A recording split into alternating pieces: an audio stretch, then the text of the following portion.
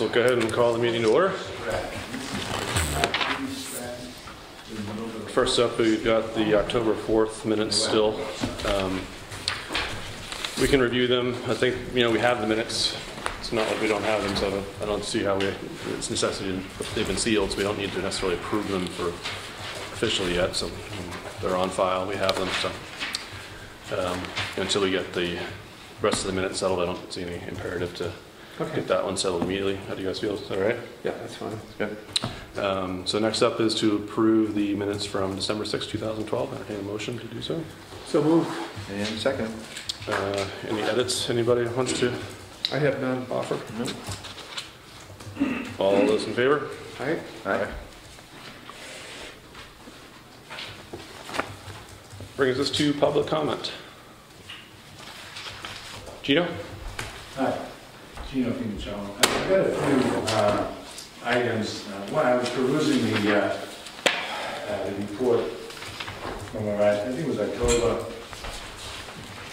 18th to maybe November 15th when Bill Kelly, the moderator, came in. And having been directly involved that day, I feel that he wasn't being totally forthcoming in his discussion. Gino, before you go too much further with that, that will be on the agenda for discussion probably at our January meeting. Oh, good. We were going to try January 3rd. We talked about discussing it tonight, but Frank had matters to attend to. We've got a full plate tonight, so it'd be hard to do anyway. So that's fine. Probably either January 3rd or would be the the 17th. 17th. But probably the 3rd. So that's good. The only other two things. I've been talking to some people, and they say there's been a policy change on recording the minutes from non-public sessions. I'm a little bit concerned because what I've found is that the employees that would normally be on site, one or two of them, in the minute taker, are being excluded from the non-public sessions, and that this is what I was told, you were handling the minutes. My only concern is it's very difficult for a person who's not trained in taking minutes to be sure that they're going to not leave things out that might be pertinent at a later time. And I would just suggest that the chair and the board entertain the idea of at least having Martha, who's a trained stenographer, in the room to take those minutes. Otherwise, at a later date, 5 years from now, it can come back and there'll be a discrepancy. That's just a suggestion. Do what you want. The other item is, I've also been talking to some folks, and they said that in the past, the way it was handled, if somebody, a neighbor or something, saw someone building without a permit, the selectman was driving down the street and he saw a house not permitted that was, being worked on, they would come back to the office, report to the office, report to the selectmen, and then it would be, the selectmen would look at it as the arbiters and look at the situation, decide if we needed a building inspector to see the scene. What I understand, and this may just be whatever, but what I understand is that if anyone sees anybody operating without a permit now, they were to contact the chair, not contact the office, not contact the building inspector, and then the chair would decide, or Jerry, you would decide whether it was pertinent, whether it was needed. And again, I think it leaves it open for the possibility, that it just doesn't look right. Well, I don't know. That's all I had on those things. On the last comment there, Gino, I'm not sure where you came up with that information, but it's incorrect. So you want, anybody can call the office if they see a non-permanent job being worked on? Yes. Okay. I mean, our office is open during business hours. People can call them anytime they want to. And it would be handled by the board as a group? What we do want to make sure we eliminate is somebody calling the office about some sort of a building matter that might have some other motivating factor to have a building inspector involved in a process. And so rather than having every citizen in this town feel like they have the power to have Andy going here, there, and everywhere to look at things, there needs to be some sort of checks and balance system in there, and that's what we're working on now. I have no problem with it as long as the selectmen as a board see the facts. Well, Gina, that was the piece. Because the other way that I heard it was entirely out of the scheme that's always been done, you know? So that's all, you know, you bring it to you guys and you decide, yeah, the building inspector should look at this or not, that's fine, but I don't think one person, as I heard it, now Jerry, don't get me wrong, as I was told by a few people, if that was wrong, fine, if you're not doing it on your own, that's fine. But if you act as a board, I am comfortable with it, that's all. What it also had been missing before is that we weren't part of that process. I mean, in other words, Andy was coming to us with information that should have been passed on to the Board of Selectmen that wasn't. So what we're saying now is that any calls that come into the office need to go through the Board of Selectmen before they go through Andy, so that we're not finding out about things when we sit down here at the meeting. All of a sudden, you know, there's a citizen called and complained. Andy responded, looked into the matter, and we haven't even heard about it yet. So that was the part of the problem that was missing before. So I think that maybe the confusion, Gino, is that where I want the information passed through the board, at least through me, before we engage, or at least at the same time we engage in Andy to go inspect the matter, so that we're apprised of it, we know what's going on, we know who it came from, and what the details are, rather than at the last minute finding out about something that's already in a process. It may be something where we don't need to engage Andy, and therefore we don't have any costs. Oh, and that's fine, that's fine. I mean, as long as you know, at least for now. Sorry. He was crying because he was. That's what it is. You know, that's what it is. But these are just things that are out there, and I think they should at least be talked about. And I'll be willing to come back in January and go over that letter, because I was directly involved. And threats were made, so it is different than what you've got. Well, you'd certainly be welcome in that conversation. So. Okay, Just to finish up on that, are we still going to take complaints that are anonymous, or we have to have a written complaint? That was one of the things we discussed last time. I was real clear that from here on out, there needs to be a name attached to any kind of a phone call that comes in that has our building inspector. So we can contact them. You know, yeah. I mean, does it necessarily have to be a written one, or it just has to be a named or a contact person? Because that wasn't work. If we're going to take action, right, it should be based on someone who's at least putting their name behind the action that we might be taking. An anonymous. Fire department, if we get I've gotten complaints, but it's not written in writing, and it's not an official complaint. Right. That's right. Good analogy. That's why you're sitting in the front row. Yeah. He didn't do that in high school, though. He was in the back. If I was even there. Does anyone have anything else this time? So now we'll move on to the rest. I would say that I really would like to try to keep this meeting inside of 2 hours tonight. So I may be brief on certain subjects, and I may be cutting people off, but I know it's usually me who's at fault for causing the meeting to go long. And tonight I'm going to take a little bit of approach to things to try to keep the meeting rolling. As far as the budget pieces that we're going to be going through for this evening, I'm going to suggest that we take a look at the initial numbers, weigh them in, probably not discuss them a whole lot. You know, we will have at least one budget hearing, probably two, and probably at the January meeting we'll have a little bit more further discussion into the depth of the budget. So we'll be taking basically a quick look at the budget tonight and probably not a whole lot of discussion on it. So I probably won't be fielding any questions from the audience regarding the budget tonight. And having said that, Carl, you're please come up. Come on down.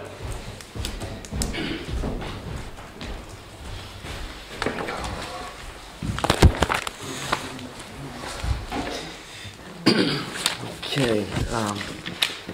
Met your daughter today, by the way. Somebody had seen her. Oh, really? Yeah. Okay. Very nice. Do you want to do the letter first or the items? Go ahead and go through your report. Yeah. Okay. We had received a call from a lady that had locked herself out of the house during the evening hours. We went up there and we assisted her with getting a locksmith to come up there. Got a call from gunshots up on Black Mountain by Tin Mine Road.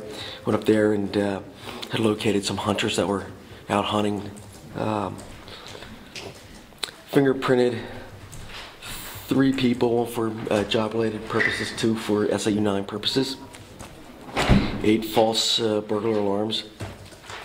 Assisted the ambulance with a elderly female that had fallen and hurt her back. We received a call from one of our restaurants pertaining to the night before that I guess some guests that were staying there had saw flashlights out and about the building around 2, 3 in the morning. Went out and looked in there, appeared to be nothing tampered with. Got a call about 2 in the morning for a suspicious vehicle out on Maloon Road. There was a camp that had been broken into.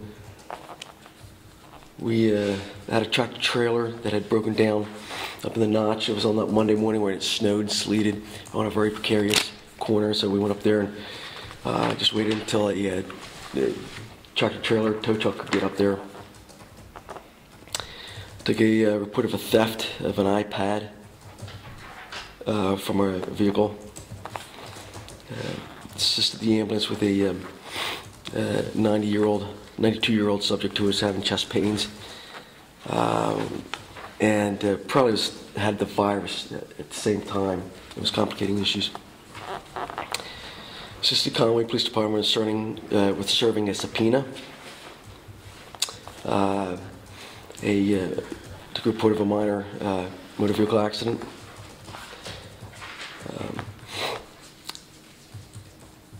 We took a report of a skunk living under a porch deck, so we passed that on to our animal control officer.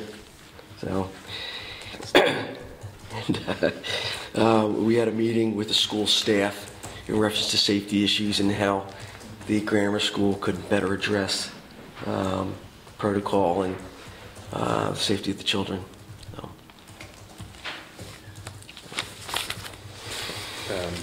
Might as well do a quick look at the budget, because I think that the next part has a little bit to do with that anyway, so we can. Okay. Diane, on the budget, I don't know whether I'm just getting better at reading these, or is the format a little bit different? It's the same as last year. What I did with the wages is I took the wages for 2012, like they were presented on Carl's budget that he submitted to me, and I added his request for the $24.50 to the current 2012 wages, just to give you an idea of what the bottom line might be. And that bottom line number, the 320,881, that's that's the appropriated by taxes number. I'm sorry, what number are you looking at? All the way on the bottom yes, right. That's what would be to be appropriated by taxes. The warrant articles as presented by Carl. Yeah. I like. I don't know whether I'm just getting better at reading these. But I like the format here. It works pretty well. And reviewing this quickly, it all seems pretty cut and dry. We're looking at basically an increase of about a little over $4,000 anyway in the net budget to be raised by taxes. Yeah. And we've got the 2450 added for the part-time line, and you can see other increases coming from the number for the New Hampshire pension, I believe. If I read that correctly. That numbers add up, John. Looks to be a little bit over 5,000. Add that to that, and that's what it comes to, yeah. So I think that's where the increase, no, it's a little bit lower than that, so. What numbers are lower? Increase. We're doubling the amount for the cruiser? Reserve funds? Yeah, because there's only 10,000 put in for last year, and another. I think the spring of 2014, our 2009 will be rotated out because it'll be the 5th year. So just to we don't, the money will be there when it's time. We don't have to do a special warrant article or anything. It'll all be appropriated already. Well, we've done 10 in the past. Originally it was 20. Was it really? We got And- caught up and... And then I think it got knocked down to 10 because a few years ago when there's a big tax increase, and it was kept at 10, and then special warrant articles to raise whatever would be needed. The balance now, Diane, at the end of the year will be 10,000 for that? Do we know what the balance will be? Are you talking about the cruiser? Yeah, the capital reserve fund for that. Currently, yes, that's 17 as of, after we made our deposit into the cruiser account. So it'll be 17 at the end of the year anyway, so, Correct. I mean, I'm just rounding off. yeah. So if we raise another 10 next year, it'd be at 37. And if we were to raise another 10 in 2014, we'd have, Yeah, and I don't even think you'd raise another 10. I'd say you'd raise another 5 just to make absolute sure. Yeah. but that's why I mean, I'm kind of leaning towards just leaving that at 10 myself, but.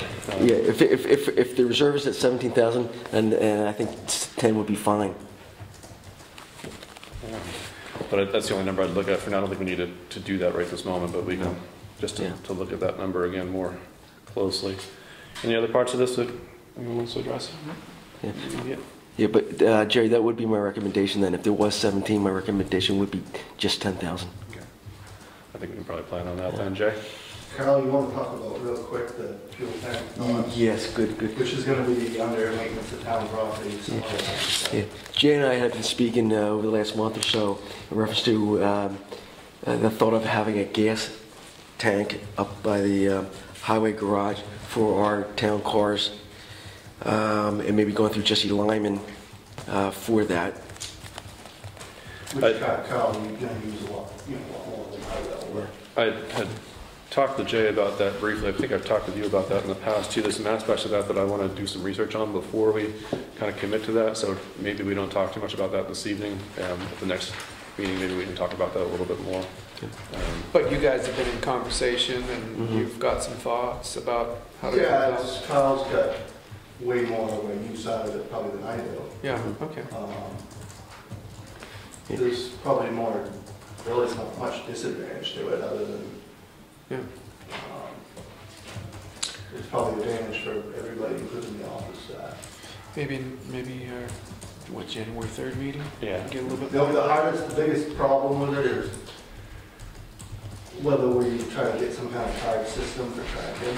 Yeah. That's what, Jay, I want to get a little more hard Which numbers I and did call details. Wyman, but he hasn't gotten back to me on that. And I just want to do a little more research on it before we talk about it too thoroughly here, that's all. I like the idea, but let's move on from there for now.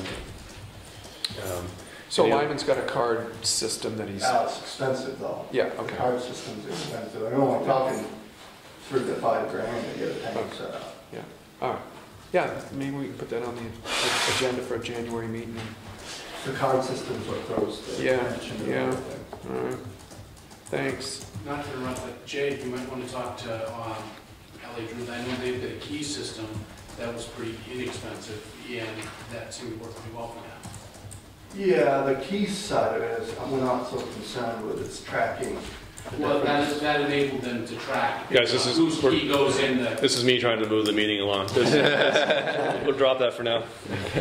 Thanks. Good recommendation though, Andy, thanks. Anything else about the budget that's jumping out at us at the moment? No. Okay, let's move on to, Bob? On the- Agenda item 3B, Penny Miller. Yeah.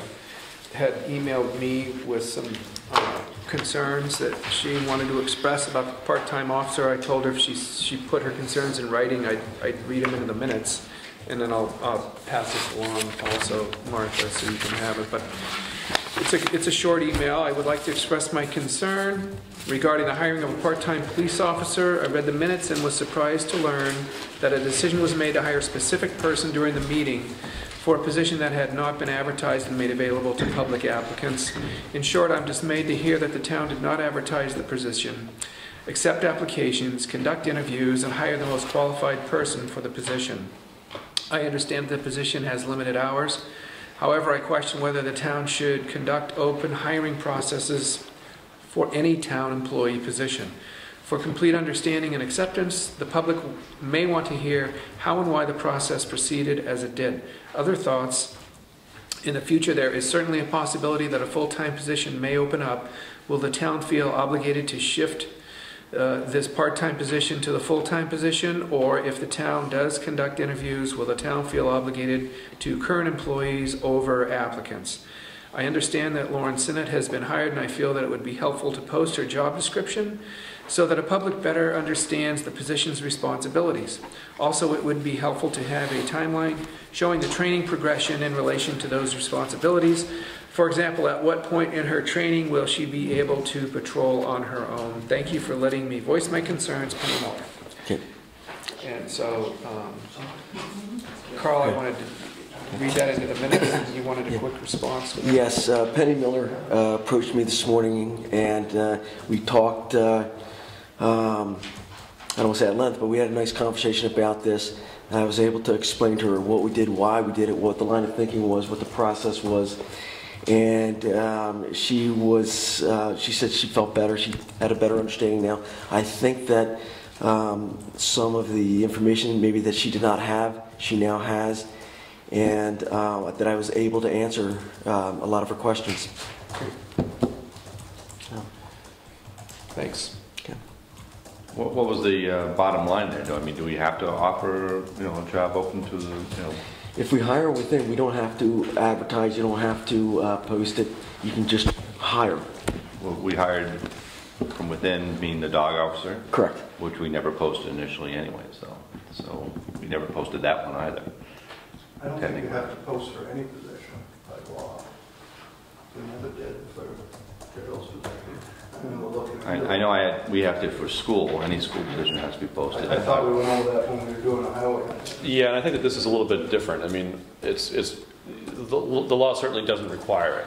But I think what Penny's concern is that it's certainly a good practice to open it up to in any regards, and a good process will typically have that. This is something that kind of, I mean, again, if we were talking about a full-time position or even a part-time position that was of significance, like where you're talking, regular hours every week kind of thing, and you might have a different process behind it. But this is something that, Carl approached me about it several months ago. I believe he approached Bob about it. I don't know if he ever talked to you about it, but it's not something that just popped up out of the blue anyway. And I think that it really depends upon kind of what the role and duties of the person are going to be, and I think that we're going to have a bigger discussion about that at some point, probably at the budget hearing or something like that. But I think that given the amount of money in the budget that we're talking about, and that it being a part-time position in a very part-time sense, we're not talking, again, a weekly part-time position or anything of that sort. So I think that the process that might have that come into play is going to look a little bit different than one where you're talking about a person who's hired on a weekly basis, be them part-time or full-time. So it's I think it's relevant to the circumstances, and this one I don't have any personal concerns about it not being advertised out to the public and vetted that way. So, but I think it's certainly a legitimate thing to talk about and be concerned about anyway. Bill? I think the concerns of some of the people in town are that we're adding more expense to the department. We should point out that this gal that what's her name? Lauren Sinnott? Yeah, Lauren is actually replacing That's right. someone. Right. So we're not really adding any expense to the department. We're replacing someone that's not available to serve the way we need him to serve, so we're replacing him with her. So we're really swapping dollars and cents. If everybody's excited about, what are we going to wind up with a fourth police officer, Well, and I saw both sides. I see both sides of this issue, no Right. question about it. But yes, Carl and I talked about it as I'm the police liaison. The frustration was he couldn't attend police chief's meetings in Tamworth, for example, because he's on patrol that day and he Right. couldn't leave the town, and so and his part-time officer wasn't in a position with his other full-time job to fill in, and so to have somebody that actually could fill in to perform the essential duties that you need to have somebody around for would free him up to meet some of his other responsibilities, and so it was an in-house candidate that was considered before posting, and yet at the same time, we don't want people to feel like there's anything less than an open and transparent process either. So I would, certainly understand both sides of it, but that's how it happened. And I think that this process really resulted in the best candidate we could have, but I think certainly in the future, we should probably just go through the motions and post publicly anyway. And I think I hear that concern, and I would expect that that's how we'll proceed in the future anyway. I think we're always better off hiring someone within than trying to hire a stranger. It causes less aggravation, less training, less advertising and processing and everything else. I think it's much better to do. Given you have a high-performing candidate that's interested, and we did. She's very high-performing, so, sure. Qualified person at position versus advertising. Well, let's move on to the next subject and keep things going. Thanks, Chief. Thank you, Carl. Thanks, Carl. Yep. Okay. Thank you. Jay, you're up next.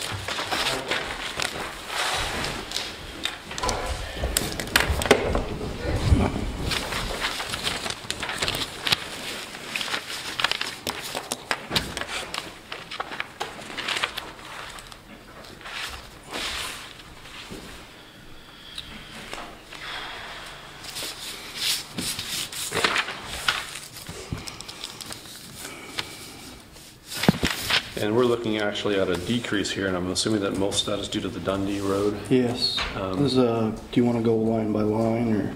Let's not go Some of line the by line lines. tonight. Let's just look at anything that's kind of jumping out at us and All right. see where we want to go with things. I mean, if anyone has a specific question about a specific line, certainly I'd entertain it, but I don't think we need to necessarily go through it line by line.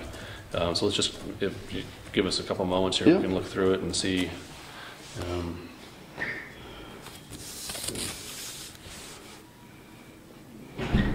And the first thing that I'm kind of wondering is the garage salt shed bond. Oh, never mind, I know what that's about, and we can discuss that. I don't think we need to discuss it tonight, but. I don't know if you noticed, the contract hire can drop, that's getting dropped a little bit. 2,000. And if we had to, we probably could drop it a little more.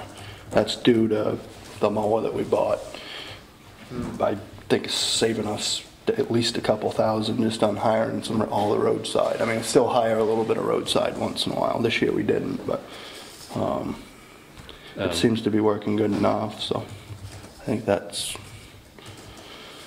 One thing about that, Jay, that I'm glad to see that it did go down some. I'd be hesitant to go down much more because you never know what's going to pop up. Yeah, like for example, this year, I mean, I didn't use all my contract hire. I got, where is it? I got quite a bit of it left. I didn't want you guys thinking that we just didn't. It's nice to have it there just in case. If we don't use it, we don't use it. Yeah, you've got a $17,000 balance today. Yeah, well, I haven't. I've 22,000 and I only use 12,000 to date. So I've $9,000 left to date, as of today. Does that include what you've done some snow blowing around the sidewalks? That's paid. That's paid? Yeah, that's paid. He was doing that For all year. He was doing that today, wasn't he? Or yesterday? Yes. Yesterday. Yeah. So that's down a little bit. All the other stuff is pretty much unchanged. Salt hasn't gone up, so that hasn't. You'll see there's some money left in my sand budget, but you never know what that's going to do, so I'm just leaving that at the same number. All my other line items, I felt as though, like, as far as general everyday stuff, didn't need to change. I guess wages, that's up for your discussion and What was thought. the special equipment you went over on? Big year on tires. We had to buy about $6,000 worth of tires for the loader and a bunch of tires for the trucks. And we won't need that next year. So, yeah, it's just happened to be, it went over a little bit and other things were under, so. The Dundee Road repair, there's some talk there as just basically whatever we need to do a little bit more this year, and I think it should be in a separate line article for the voters to vote on. You know, we could keep that as minimum as 25 grand and try to finish up Hurricane Irene. Basically what it is just putting another thin coat of finished gravel over the top of it and a little bit of erosion stone in a few places.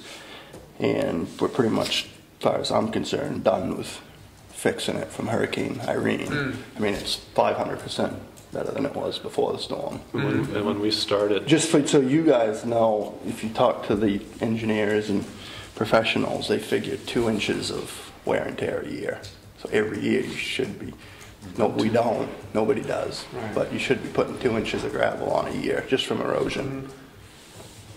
So I say put it in there just like last year for 25 grand, something like that, and let the people decide. I mean, you don't have to do it, but let them decide what kind of road they want to have out there. Yeah. Simple as that. I did notice there's one little soft spot at the end there. Oh, it's been a bad month. Yeah.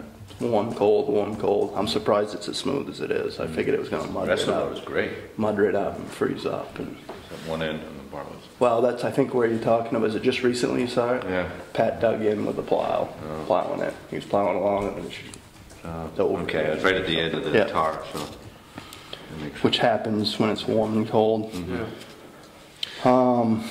are you not recommending anything for the bridge repair fund this That year? was up for discussion. We've had the discussion before. That needs a lot of money in it. Well, that's what I was just thinking. Long term versus short term. Short term, like for next year, I don't have anything prospected to do. The bridge repair, I don't mean to question you again, Diane, but I wonder if there is that much in that one too. I didn't think there was that much in there. Bridge either. repair trust Like I fund? said, I'll double check. All three of tomorrow, those but- funds right there just don't, like the one that says 10 grand, I thought was only 1,000. And then the one that says 9,400, I thought was only, shouldn't be anything in there, or just a few dollars. I guess I'm not seeing those numbers, Jay, because I see the Yeah. bridge repair fund, I'm only seeing On the side, yeah. 376. Oh, that's an account. So I don't know if that's just a misprint, or, because I don't think any of them are right. It could be, those could be accounting measures, where if she hasn't reconciled all the accounts yet, as versus Yeah. what was spent for the Yeah. year.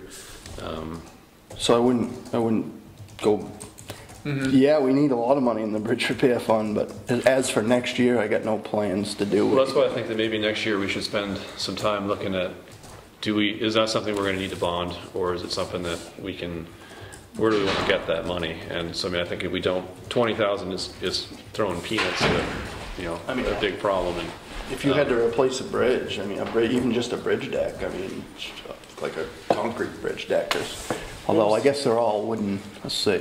Yeah, they're all wooden. What was the cost on that deck on Wilson Road? 20-something, 20-something? but that was just, running planks, basically. Right. I mean, if you had to do an abutment, you're talking $500,000, million bucks. So you had 31 in here. Okay, We put in 20, we used 19. okay, maybe, okay. It just didn't look right to me, I was trying to. Yeah.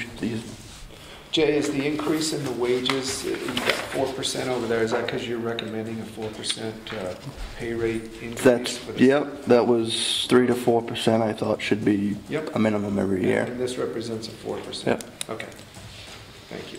That's what I thought, I just want to make sure. What was the other question before we get into the difficult one? Capital Reserve Fund for the highway truck, I think should stay right where it is forever. We're gonna have a truck coming up here and hopefully we can get at least 3 more years out of what we got.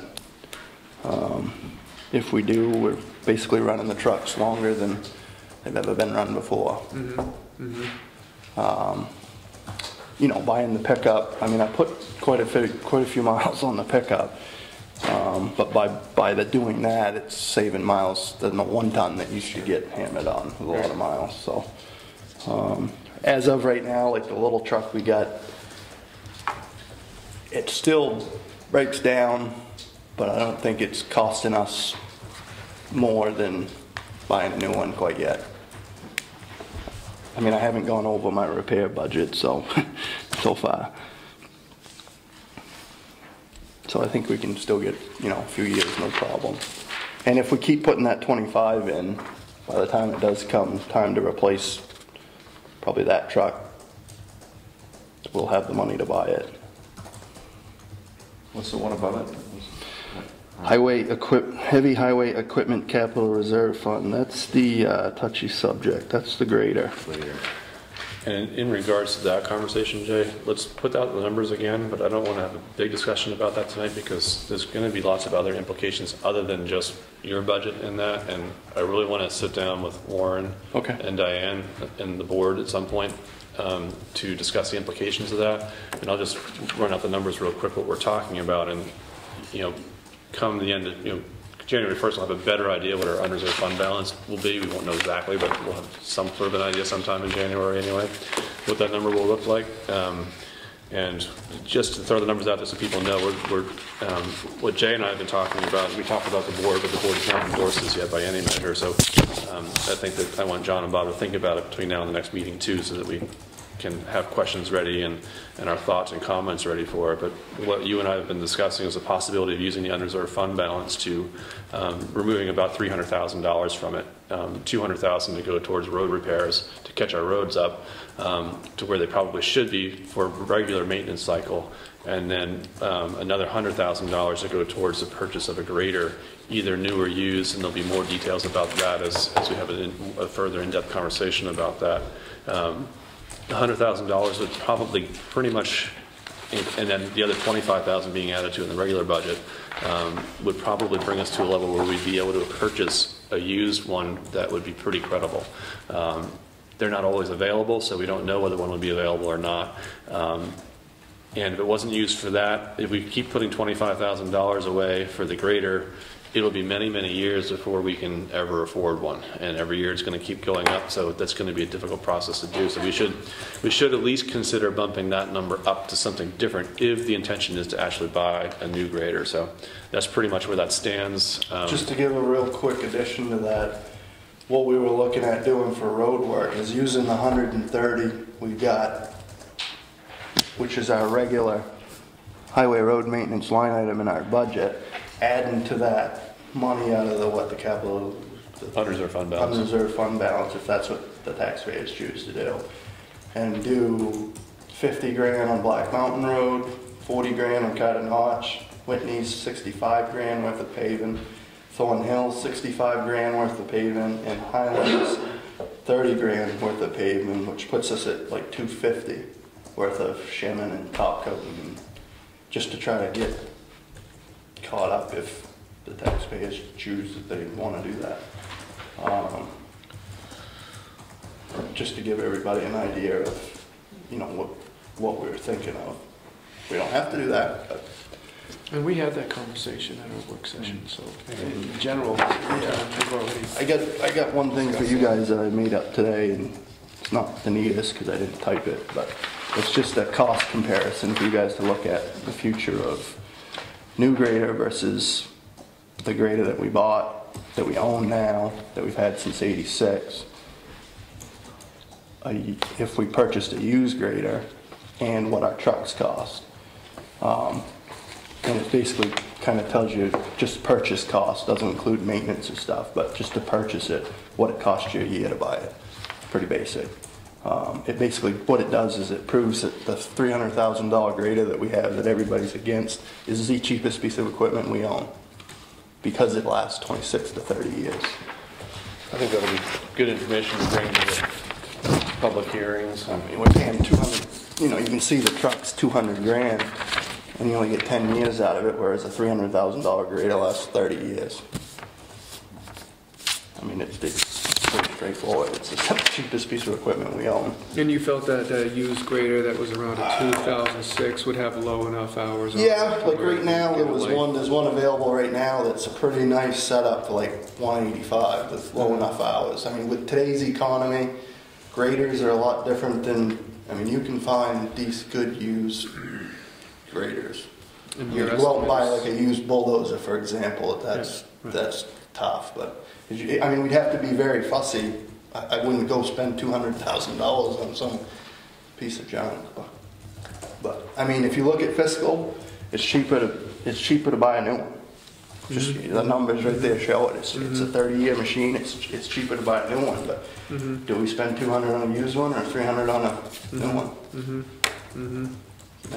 I mean, if you've got the money and you want to use true fiscal sense, it's probably cheaper to buy a new one. But Yeah. I don't know, with the bond on the highway garage, Right. maybe we shouldn't buy a new one.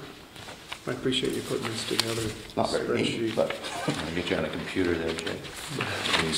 I can do that quicker than a computer. Anything else on the highway budget? Let me just look real quick here. Sidewalks. I think the sidewalk, 16 grand for repaving the sidewalk from the covered bridge to Wildcat Service Station should be a separate article and voted on by the taxpayers. Is that maintenance item usually in your highway budget? We don't do a whole lot of, haven't done a whole lot of maintenance on the sidewalks. It's just I'm hesitant to start pulling a lot of numbers out of the ordinary budget, where it could be part of the ordinary budget, as opposed to just at the budget hearing explaining to people, if you're opposed to this, this is how much you'd pull out from that article at town meeting, just so that we're not necessarily going through lots of warrant articles. But that's, I mean, we can figure that out in the long run. Is that in here? No. Okay. What was the number for that? It's on my sheet. 16,000. It's 16 grand to pave 2 inches, a good thick coat of pavement, which is the only option unless you want to spend 100 grand on completely reconstructing it, which I wouldn't. There's a lot more transparency if we were to do it on a separate warrant article, and we can discuss that, but as long as we're open about what the money would be used for. The only other thing I want to throw in here is if, when we're thinking about the grader deal, if for some reason the people don't want to do it, or you guys don't want to do it, you better plan on dumping at least 20 grand into the expendable highway equipment expendable trust fund.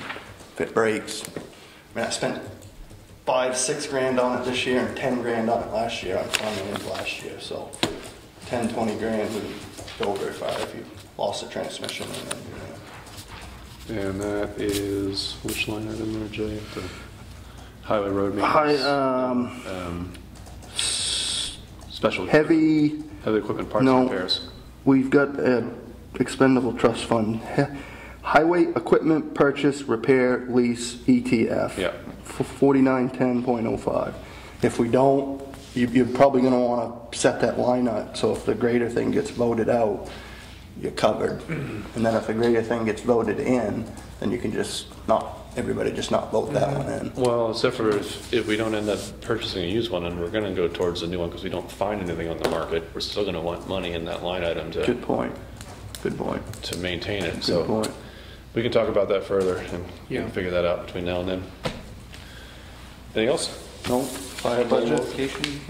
Let's move on to the poll location plan first, because that's what we got on the agenda. That's here in front of me.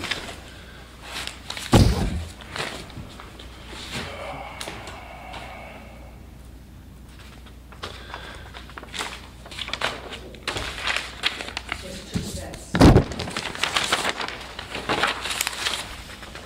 Now, is this something that, What that is there's 3 or 4 telephone poles from Christmas Farm Lane to Tin Mine Conservation Center. There's a section going up on the left where the power lines run through the woods. Power company is getting rid of them, and they're gonna put them right up on the right side of the road. There's existing poles with telephone only on them. I've had a discussion with co-op about it because I'm a little concerned. Sometimes when they replace poles, they put them on the inside instead of the backside. So I brought it up, and he said they'd make sure they put it on the backside. And I also brought up the fact that they need to make sure they're deeper in the ground, because what happens, the so-called doobie ditch, which is deep ditch, that road, if sometimes you need deep ditches to The keep ground's not very stable. the road draining there. So we had an issue up on the flats just above there where there was telephone poles. And they went and did a deep ditch, and then they had to go back and put culverts in because I was afraid the telephone poles were going to tip over. So I told them, I said, you got to make sure those things are in the ground deeper. So if we end up ditching it and it ends up, deep, because you got to keep the road from turning to mud. Expose the pole. I don't want to have to try to stuff it. Right. Are they And gonna I be, also mentioned the fact that now would be that there's a bunch of big dead trees up there. Like there's a couple birches that are completely dead and leaning towards the power, towards the telephone lines now. I said there's a bunch of trees up there that we ought to, for your sake and my sake, before you put the power lines up, we ought to think about getting rid of a bunch of them so that they don't come down from the wind. are they And I gonna, told them I'd be willing to even work with them on it and help them, if that means we direct traffic for them, to help them get rid of the trees. It'd be advantageous for all of us. are we looking at new poles going in? So they would be in different locations than the ones they are now? Right behind the ones that are there now. Are There's they only gonna- 3, I think. Are they gonna be larger? They may be because the telephone has to be at a certain height and the power and the cable have to be, so Stacked up. I don't know how What tall is the there? telephone is there now. Yeah. So they're not gonna be ridiculously higher than that? No. People won't really see much of a change. But other they're than- gonna, the existing ones, you lose, if you have an issue happening in the woods there, you're gonna be a while without power. Right. Whereas if they get them out on the road. But I had a little bit of worry about, that's a steep road, people drive fast down it, it gets slippery. If they lose it coming down that road, I don't want poles closer to the road where they're gonna take more of a Right. chance of getting struck head on. What's the timeline for this job to happen? Spring this year.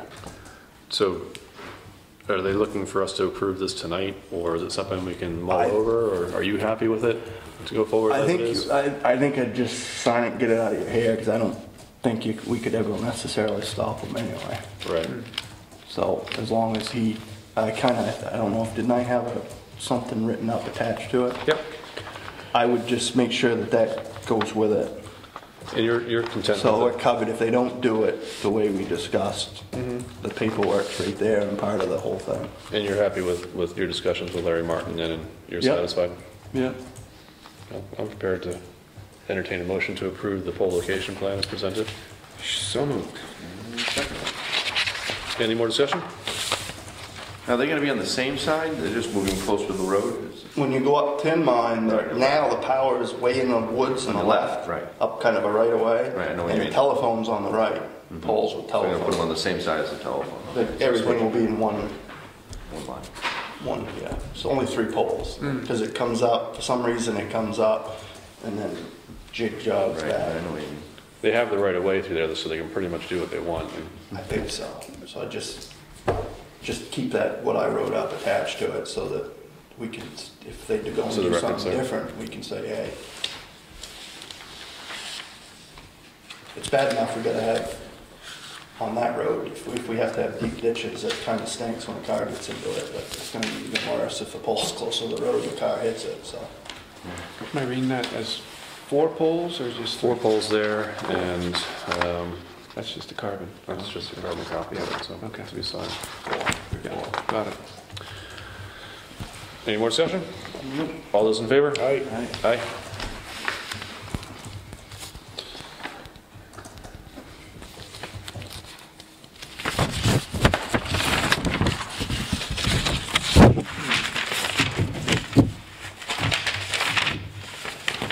Fire budget.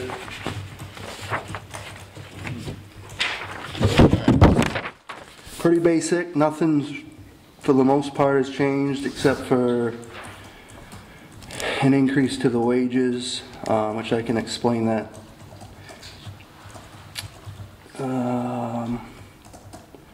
Operating expenses, budget was 20. I dropped the operating expenses for the fire because we added a line item for training, which training classes always used to be in the operating expenses. And what I did that just so would have a solid number that I could say, okay, this is what we're gonna use for training and try to stick with it. Depending on, some years you don't really have much money for training, and the last couple of years has been really high because we had 4 or 5 people that did firefighter 1 and firefighter 2, which also affected the wages. I wanted to truly have all the training money in there, which would include some wages, but I couldn't figure out how to logistically organize it. With trying to separate training wages from regular wages, and it just, so the $3,000 is mostly just for training classes that we try to do. And like I said, some years can be as much as $3,000, and some years it's as little as $500, depending on if we get new people or what we need to do for training.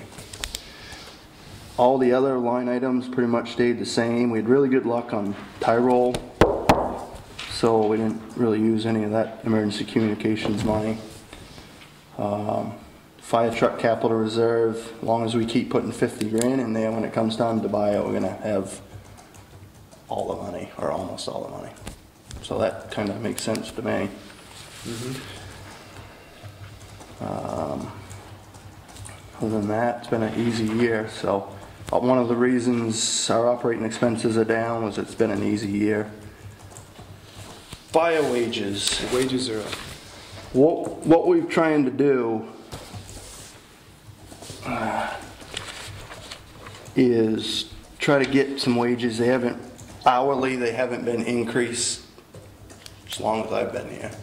As far as the hourly rate, we're just trying to boost it a few bucks an hour for a few people, to try to get the wages, so if people leave their work to go to the fire department, at least they're somewhere near what they're making. And it doesn't work for everybody, but it's very difficult for me to tell you why the payroll's up. There's so many factors.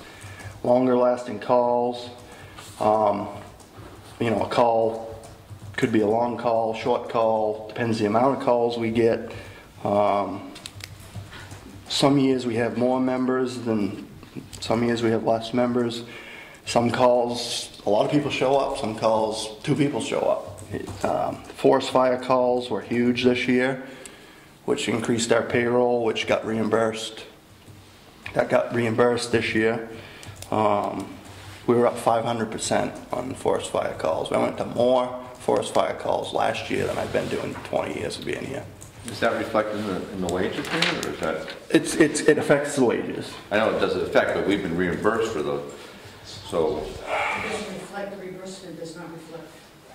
Next year it will, though, because from now on, all the reimbursement is going to go back to offset taxes, what do they call that? So we've been reimbursed this year, but it's not reflected in this budget. Not 2013's. Okay. And it's not reflected in that negative balance that you have for wages.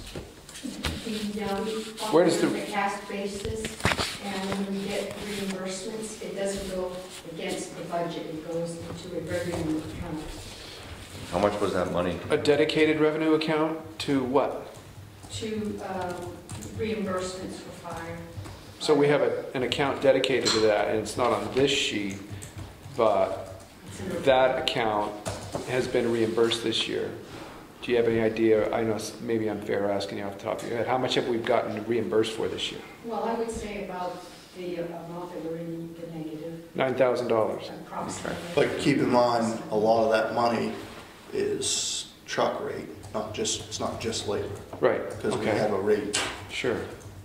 That's good to know. But it gets, what we've decided to do, because other than last year we had so few forestry calls, it gets confusing to try to figure out, we get reimbursed for money, and some of that can go, we could take that and pay in the old days we used to get separate checks for forestry calls, not regular payroll check. And it's very confusing, so as long as we stay, other than last year, if we can stay on a trend of not many forestry calls, it's just as easy to suck it up out of our wages and then the reimbursement money, just give it back to the taxpayers. Yeah, Because right. it's just a logistics nightmare.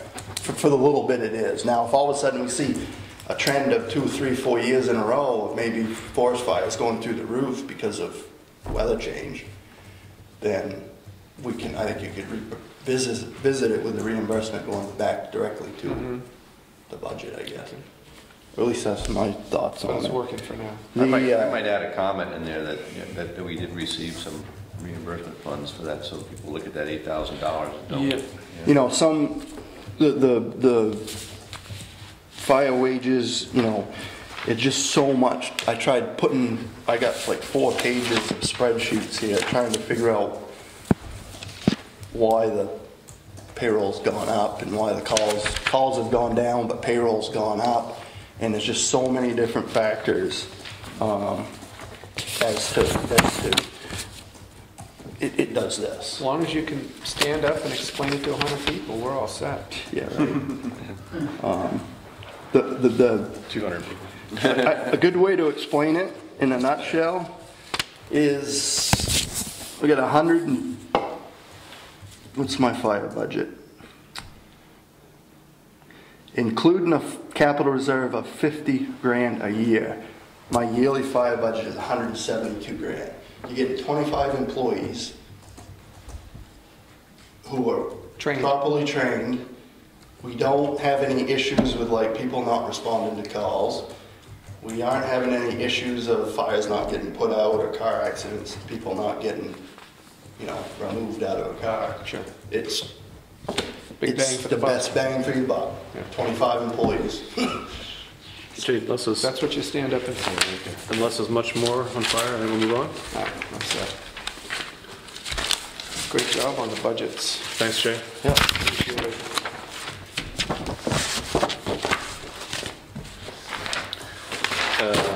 Transfer station budget is, the one we're looking at is incomplete, obviously. We do need to, You all set with me? yep, we're good with you. Nothing else down the line. Mm, It's been a very expensive couple of weeks, just so you know. Salt and sand. That's it, yeah. Go home and get some rest, Jay. Get ready for the next one. Thank you, Jay. Transfer station budget, the one we're looking at is incomplete with the wages and all. We're going to have to sit down with Bartlett to, at some point, to iron out those details, and the sooner the better.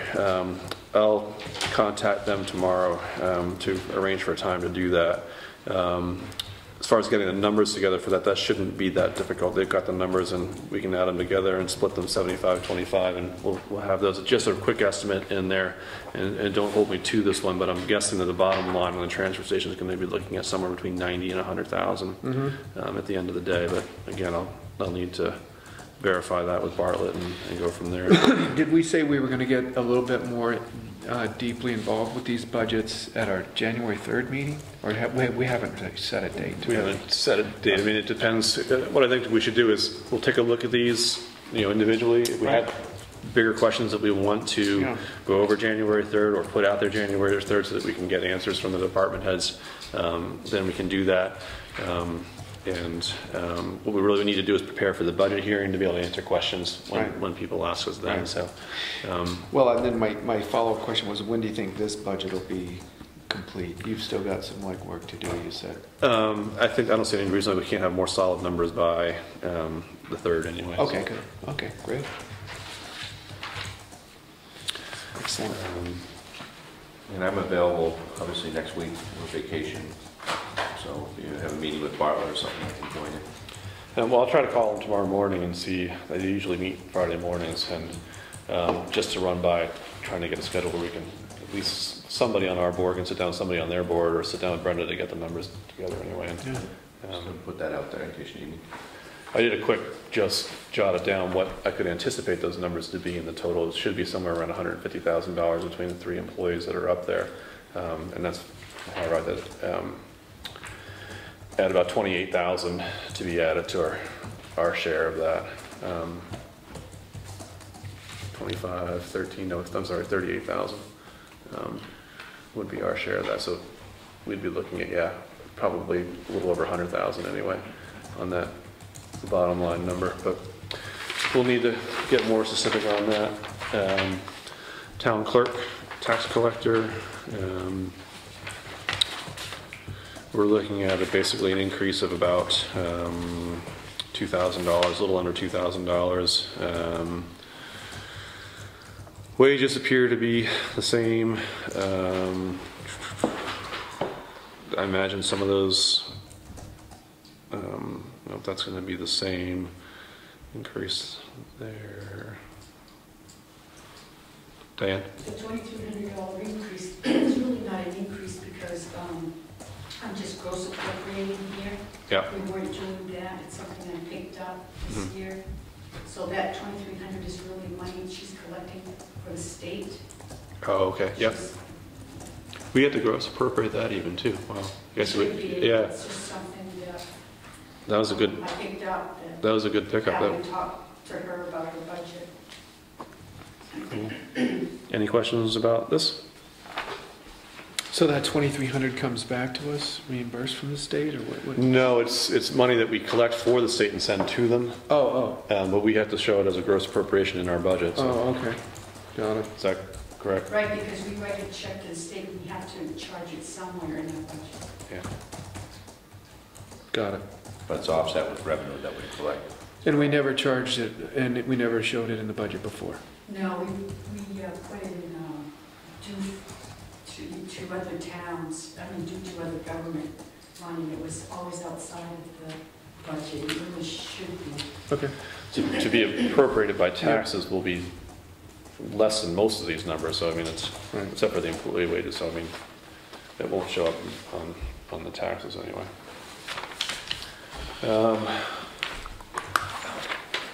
That brings us to building matters and Andy. Before we start, Diane, did you get anything from Sue on the ambulance one? Yeah, we'll need to get those numbers polished up too. Those ambulance budget we'll need to take a look at and throw that in there. Is that the only one missing? I believe so. But And who provides us with that? Sue Gaudette. Sue got that. Okay. And that's going to be up. FYI.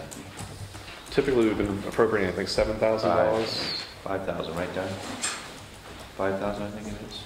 I'm sorry. On the ambulances, do we usually do 5,000? That's going to be up. I think so. Why? Medicare reimbursements. Yeah, reimbursements, lack of reimbursements. It is 5,000. They've been behind. They've been close a number of times this year. We're behind because they're not getting the money from Medicaid on time, or sometimes not at all. So that's why we'll see probably an increase there, and Sue will probably have a better idea of how much that's going to be. We do need to. I don't even. Do we have any joint meetings on the ambulance this year with Bartlett? We were supposed to schedule one, but it hasn't happened. Yeah, we'll have to do better at that next year. But, first up for building permits, we're looking at repair from water damage. Andy, are you recommending you? I am, this yes, yeah. We had some plumbing let go on a toilet. It did quite a lot of damage. So.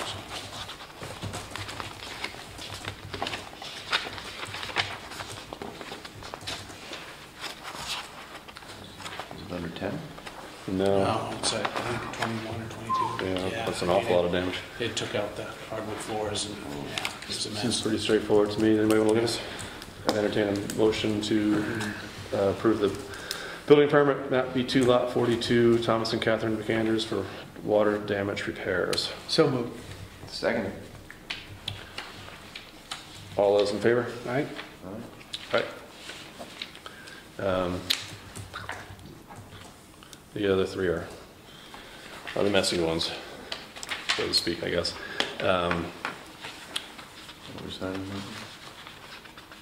Oh, is this the? Well, I'm sorry, I didn't put a sticky. No sticky notes there. Wow. Did you run out? We'll get you another Cutbacks. cutback. Yeah. Oh, these are the. She's looking at the bottom line. Email exchanges between you guys on that one. Is that what's going on there? It may very well be. Oh no, that's the wrong thing was Oh, attached to okay. a different. Yeah, I've probably been shuffling these papers around enough to mess up the. change the order. No, I just got wrong on the wrong paper clip.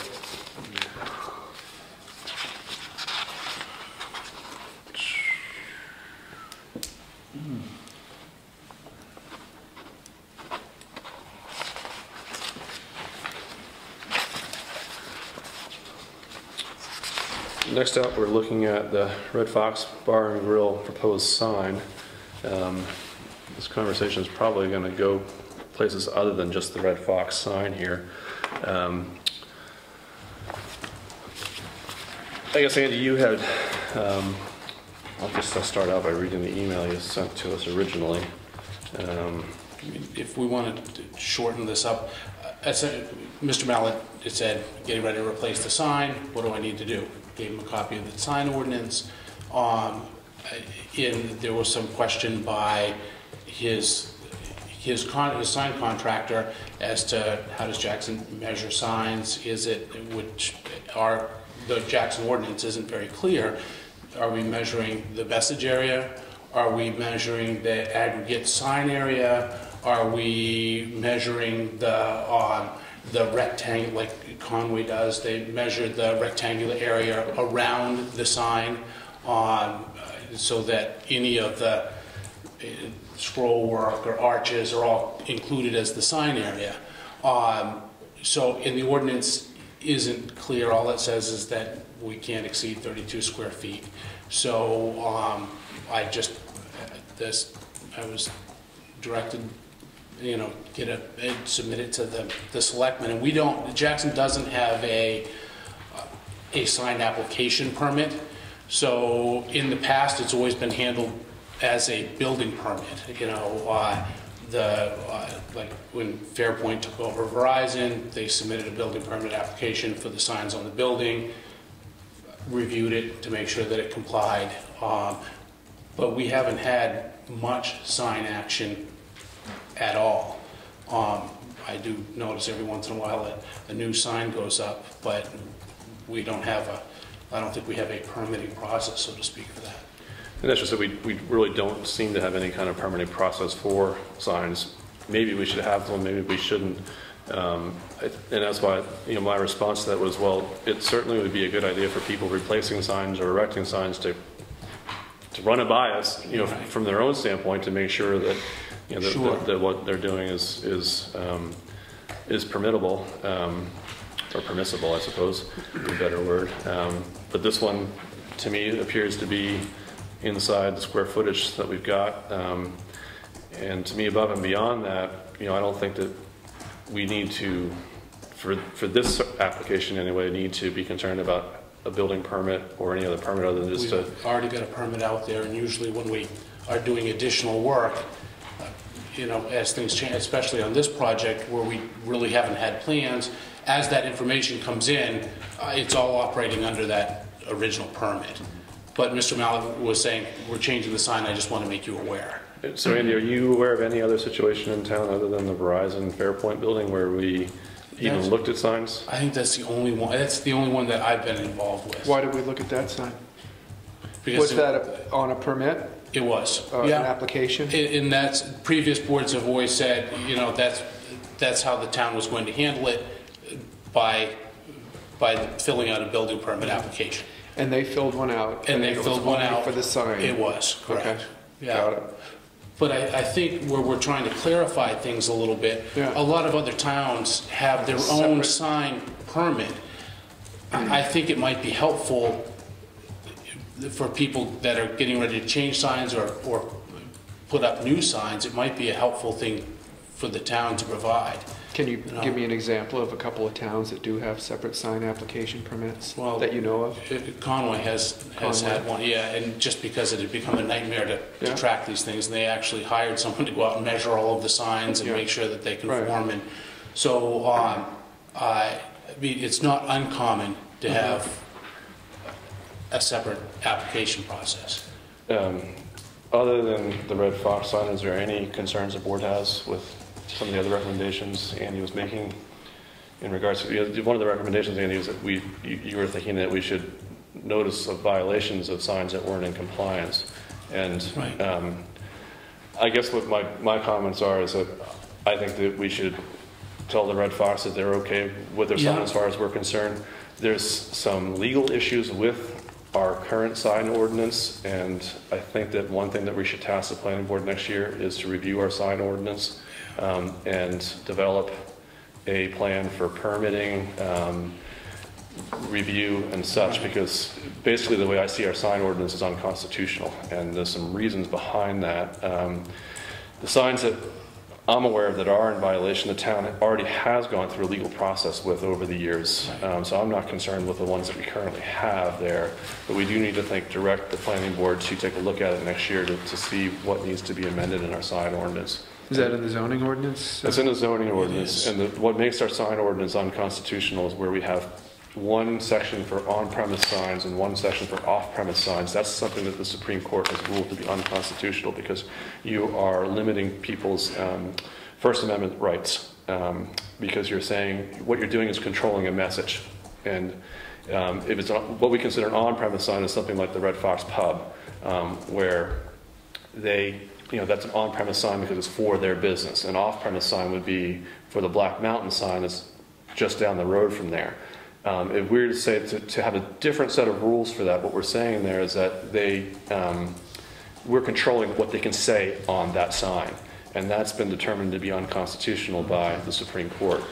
So I think that we need to have the planning board review our sign ordinance next year and take a look at maybe proposing some amendments for it to bring it up to legality. The things that we can do is number of signs on a piece of property, number of signs in any given area, sizes, setbacks, and things like that can certainly be governed but regulated. But when you talk about on-premise versus off-premise, that's one of the traps that they've noticed is unconstitutional. So, But getting back to the Red Fox sign, that area square footage is 31.4 square feet is what they've measured. But it looks to me like and they define that as the area within the white boxes. But that does not look like the only area of that sign that is exclusive of supports. There's some trim work around those, and so then you're getting close or over your 32 square feet, and that's where That's why I'm he's asking how we define, how we measure these where things. what's the interpretation? Yeah. And so, as we haven't really, I mean, I'm totally, fine with that sign. I think that would be part of what we would want the planning board to look at. yes, we need to get more Moving specific. forward. I don't think So we have teeth right now right. to do that, but so that there isn't some sort of variance in the way future boards of selectmen and future planning boards interpret an ordinance. It can always be consistent. I think it would make it helpful, or at least my understanding, it would make it more helpful for you guys to have this language cleared up, because really you guys aren't allowed to interpret, just like I'm not. You have to read what's there and apply what's there. Then it goes to the ZBA. I couldn't disagree with you more about that, actually. You're not in charge with the literal enforcement? So if something's unclear, to literally enforce it, you have to interpret it, and actually that's something that the Grant Kate discussion is going to entail pretty significantly. So we can put that off to that one, because if something isn't clear, how do you literally interpret it? So you have to interpret it and to be able to enforce it. We don't boot everything. We're not supposed to boot everything that we can't clear up to the ZBA. But do we need to make a motion to approve this proposed sign tonight? Where we don't have, or is this just an FYI? To me, it's nothing that we need to make a motion to approve.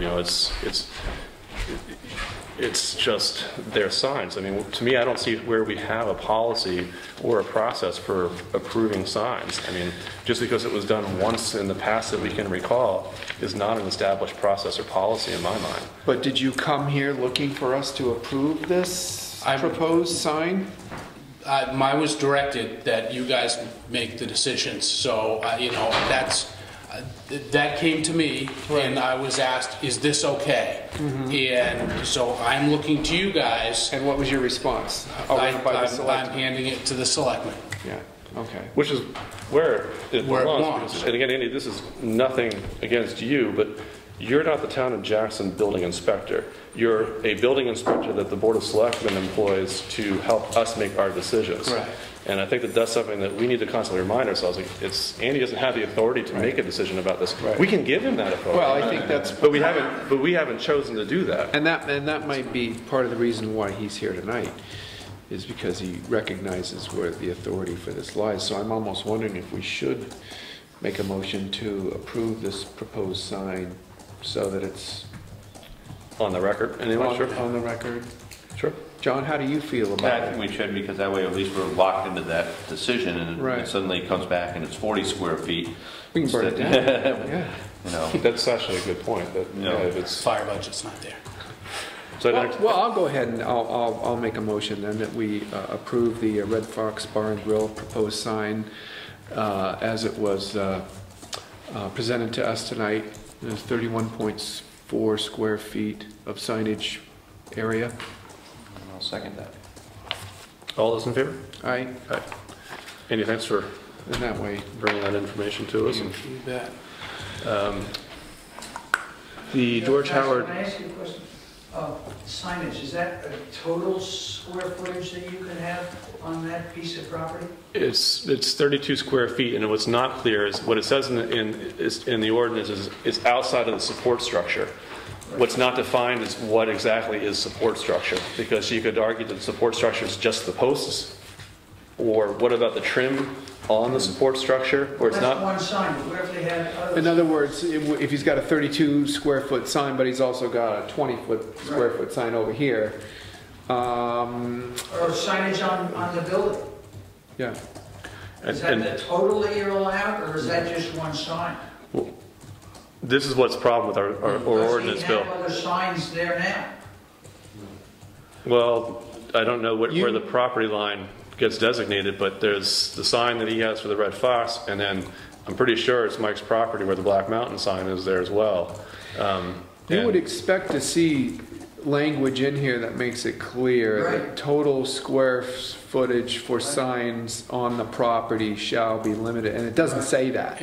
There is no wall sign, there's no, Right. so I think Right. it's something that needs to. And that's why, have some- again, we need the planning board to look at it next year. And That's an example, that's a great point, and it's a good example of how this needs to be. we've got a bad ordinance that needs to be corrected. Right. And before we design a process to enforce something, we need to correct what underlies I think that. we really need to do it, address this issue, you know, I'm not against them getting the sign approved for the Red Fox, but in the future, Right. somebody could put up a 20 by 20, it's, you know, or you put up 14 of those signs on your property.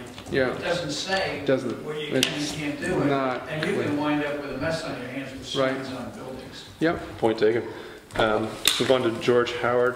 I guess we had put this on the agenda because George had sent the letter, Andy, and Yes. we were looking for some feedback from you before we just took his. Sure, And- yeah, absolutely. So, I sent a note out to you guys this afternoon. Essentially, Mr. Howard was really good about, initially when he started this process, calling and saying, I'm getting ready to do excavation work to get the footings in. And then he had a pile of rain delays, and he was great about contacting me and said, we're not going today because of rain, that he would call me when they're ready to go. I happened to be out on another site on Carter Notch Road doing an inspection. Concrete truck went by. I thought, well, I finished my inspection, ran up the road. They had already poured the footings, set the walls for the supports for the garage. So there are a couple of things that didn't happen. You know, when I inspect a property, we're supposed to inspect once the excavation's done before we pour any concrete while the footings are set. Then the footings poured, supposed to inspect once the walls are set and all the reinforcing's in place. And then a rough frame before anything's covered. That way you can check sheathing. And all of those steps were missed until I got the call for a final inspection. I know that this is compliant with Jackson's zoning because there's no setback issues, there's no height restriction issue. It's just because I wasn't party to all of those other inspections, I can't sign off and say everything's good, because I am liable for that. You know, it puts my professional licensure on the line. So And his that's position is that because you're not signing off on it, he wants a refund. correct. Yeah. And and you weren't able to inspect at those particular milestones because the rain delays happened and they happened, Sure. and then there were new dates set and you weren't notified.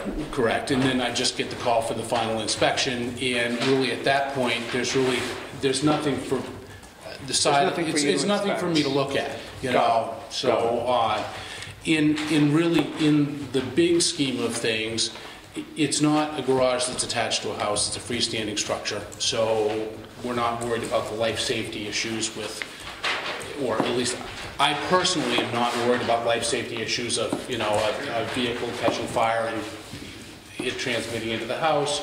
It's not something that somebody is inhabiting, but professionally, I can't take the liability for saying, you know, everything's good because I just didn't. On this one, why don't we, I mean, since we're not concerned about any life safety issues up there, why don't we send Mr. Howard a letter saying that, you know, since we don't issue a certificate of occupancy, and it's another issue with how we issue permits, I mean, where we don't do that, there isn't really anything to complete. So we can just send Mr. Howard a letter saying that we have no need to do a final inspection, and we are satisfied that your building is complete. The building permit has been,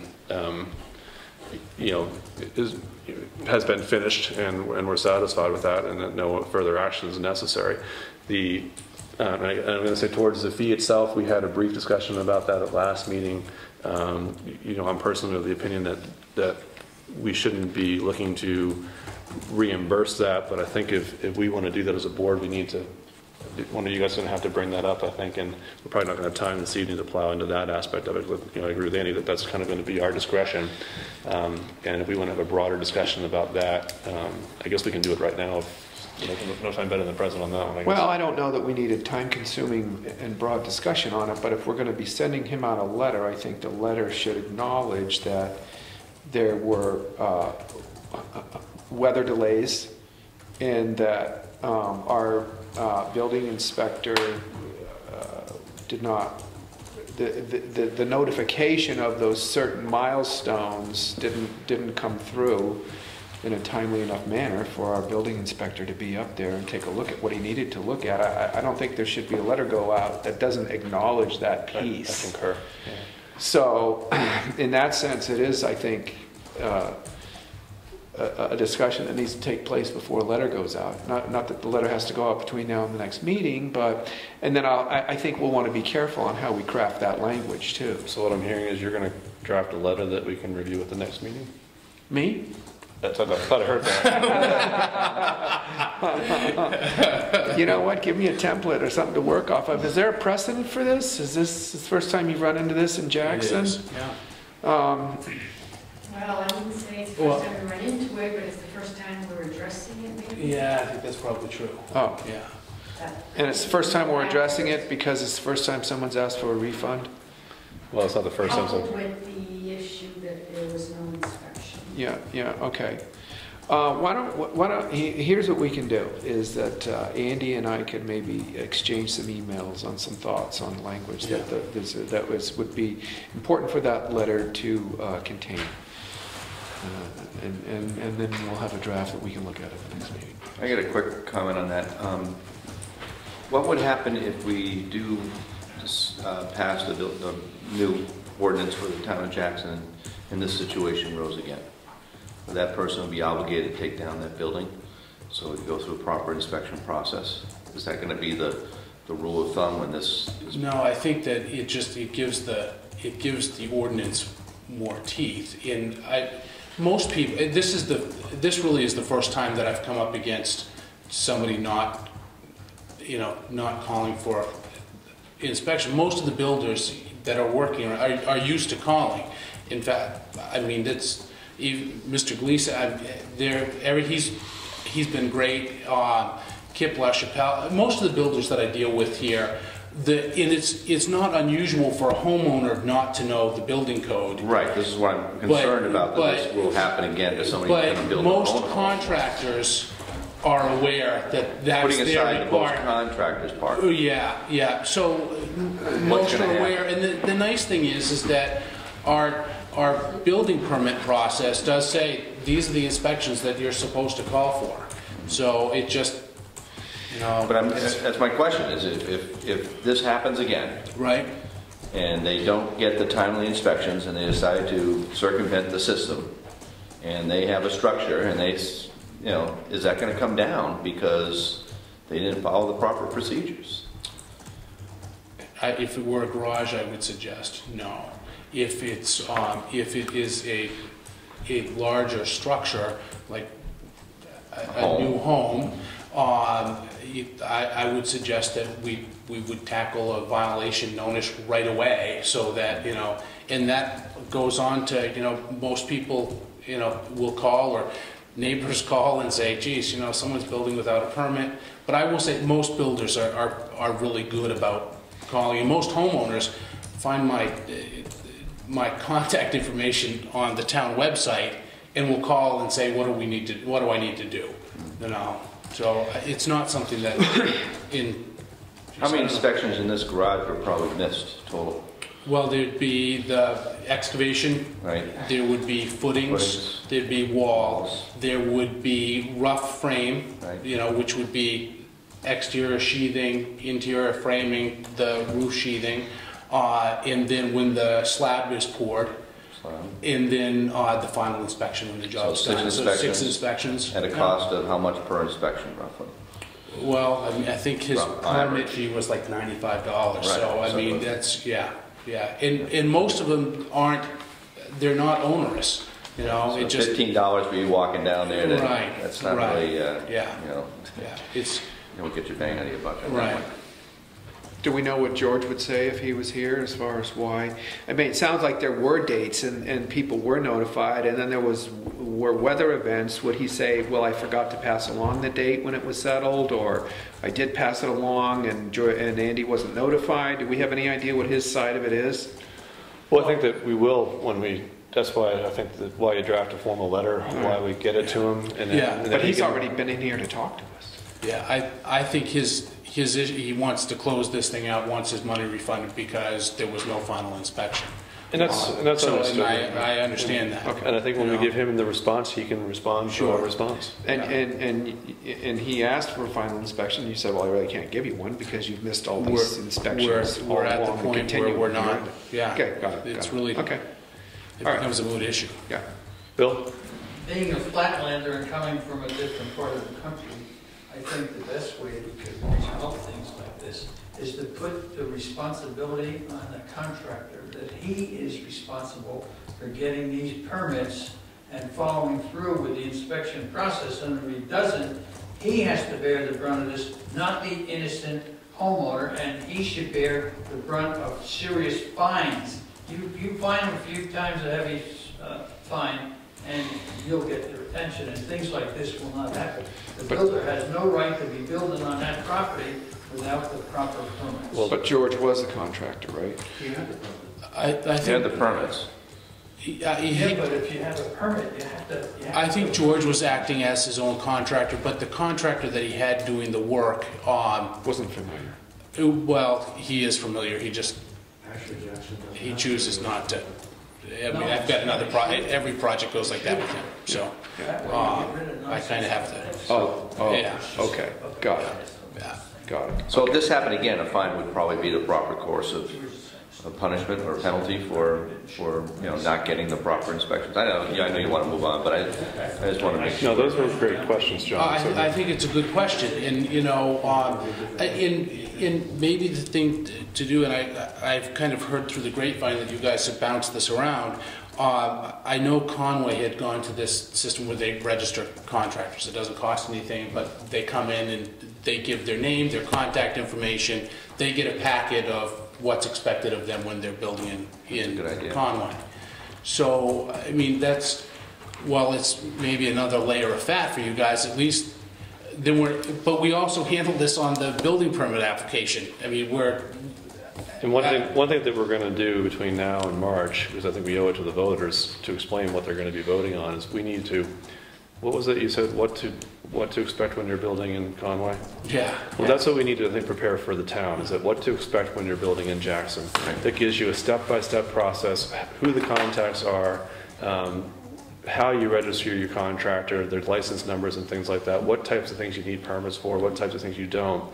And I think that we've looked at it throughout the year. We need to have a work session sometime between now and March or probably preferably before the public hearing, which I don't see that happening, but I don't think we're that far from being able to do that. We just need to sit down and crunch the numbers at some point, so to speak. So I might even wait till after the vote, because it may not be. But the action step on 8C is going to be Andy and I doing some email exchanges and crafting some draft language for a response. Perfect. That brings us to Grant, Kate, and I think the first question I have out of the blocks is, how did you become aware of this? This process started. I know it started a couple of years ago. It did when Linda was working for the town. She received a complaint and asked me to take a look at this. Who? She was Linda. Yes. Linda Dresch. Yes.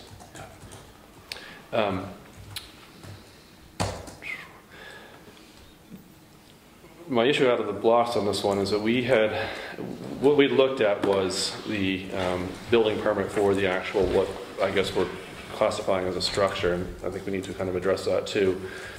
We did not address the outhouse, a generator shed. All we addressed, from what I understood in the building permit, was the mobile travel trailer, the certain 37-foot one, and that's all that we looked at in the building permit. And I think as far as, I guess, to address that starting out, we had denied the permit based on the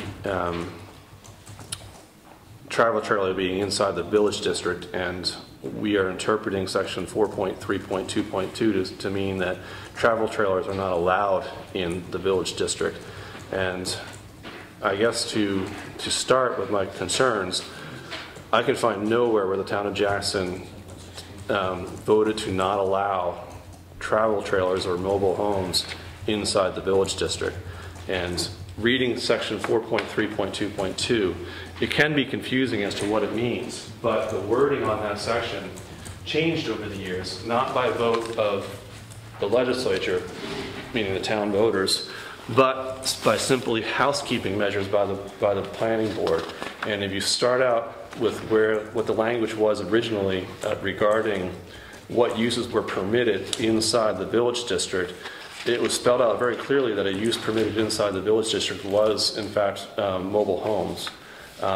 And that section 4.3.2.2 used to read under uses not permitted. It used to read a business whose primary a business primarily used for tenting and trailers, and it spelled out very clearly a business. What happened in 1986 was the state Supreme Court passed a ruling that stated that towns could not just have zoning districts where mobile homes were not allowed. You could, however, have a zoning ordinance that you could only have one mobile home per lot. So what the town did in 1986 is it added section, what then was section 7, is now section 11. And the intention of that section, although I don't think the language is clears it up, the intention of that section was to clarify that you could in fact have one mobile home, travel trailer per lot. And when you read section 11, I don't think that it spells that out crystal clear. But what is crystal clear to me is that when you read what sections used to be permitted and then not permitted in the village district, how that language changed into the current setting, which I think causes a confusion.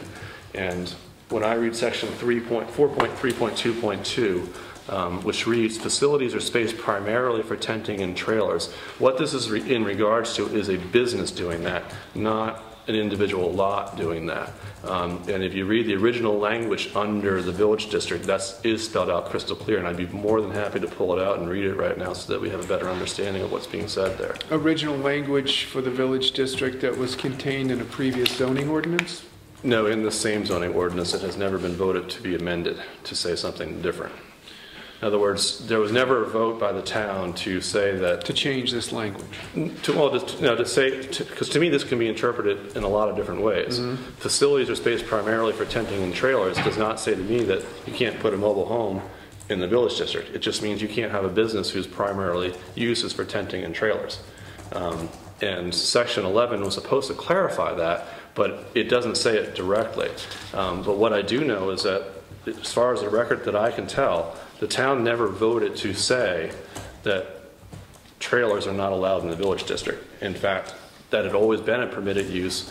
The only thing that indicates otherwise is how the language written in the zoning ordinance changed over time. It used to be crystal clear what it said. It no longer is. And that wasn't changed by a vote, amended vote of the voters. That was housekeeping by the planning board. The planning board has some leverage in restating these words sometimes, removing words or removing sessions. As long as they don't change the intent. As long as they don't change the intent. And when did that language change? That language changed in 19...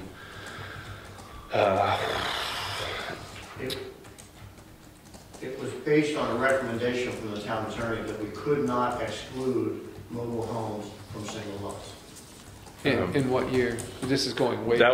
That was 1986. 86. Where the language changed specifically in the ordinance, I believe, was 1976 or 1977. It's pretty clear. It wouldn't take as long just to do it. And actually, why don't I do that just so you could read the language so it clarifies that anyway for our own sake. Basically, we tried to exclude trailers. Supreme Court ruled you can't do that. Upton came to us and said, you've got to clarify your stuff. We made it muddy. Mm-hmm. We didn't necessarily want trailers, but we couldn't exclude them. And so now we're using this reworked language as a reason to deny this building permit for the mobile travel trailer. Is this a mobile home or a mobile travel trailer? There's a mobile travel trailer put up on blocks. Okay, so it's really not meant to be used for this purpose. Yeah. This was for a vehicle that was built to go down the highway. not To hitch up to the back of a it's truck. camper. Right. Yeah. And the other thing the biggest thing I have a problem with is the sewage. What are they doing with the sewage with this thing? They need to have an approved septic system. If they're dumping sewage and gray water, what are you doing with it? Bill, I was actually going to address that, and what I was going to recommend that we do here, well, let the board kind of decide that, but what we should do is we should get Bear up there to investigate what's going on in regards to specifically to that. But back to what we denied the building permit on. Is there already an outhouse installed? It says There is. installed outhouse. This has been up there for quite a while before anybody. If you know where the Blake House Inn is, it's if you go out that driveway and take a right, there's a road that goes in, and there's an encampment up there. There's a couple of storage trailers. Yeah, it is. Yeah. And very, very nice. I mean, he and his brother are very, very nice people. They live in there year round? No, it's vacation place for them. Someone's usually up there during the summertime. It is, yeah. And this is the Blake House driveway? It is. It's Turn a in there shared and drive. you go out? Oh, okay. Yes, Okay. yeah. Oh, that's why they got a sign there, because it's a shared driveway.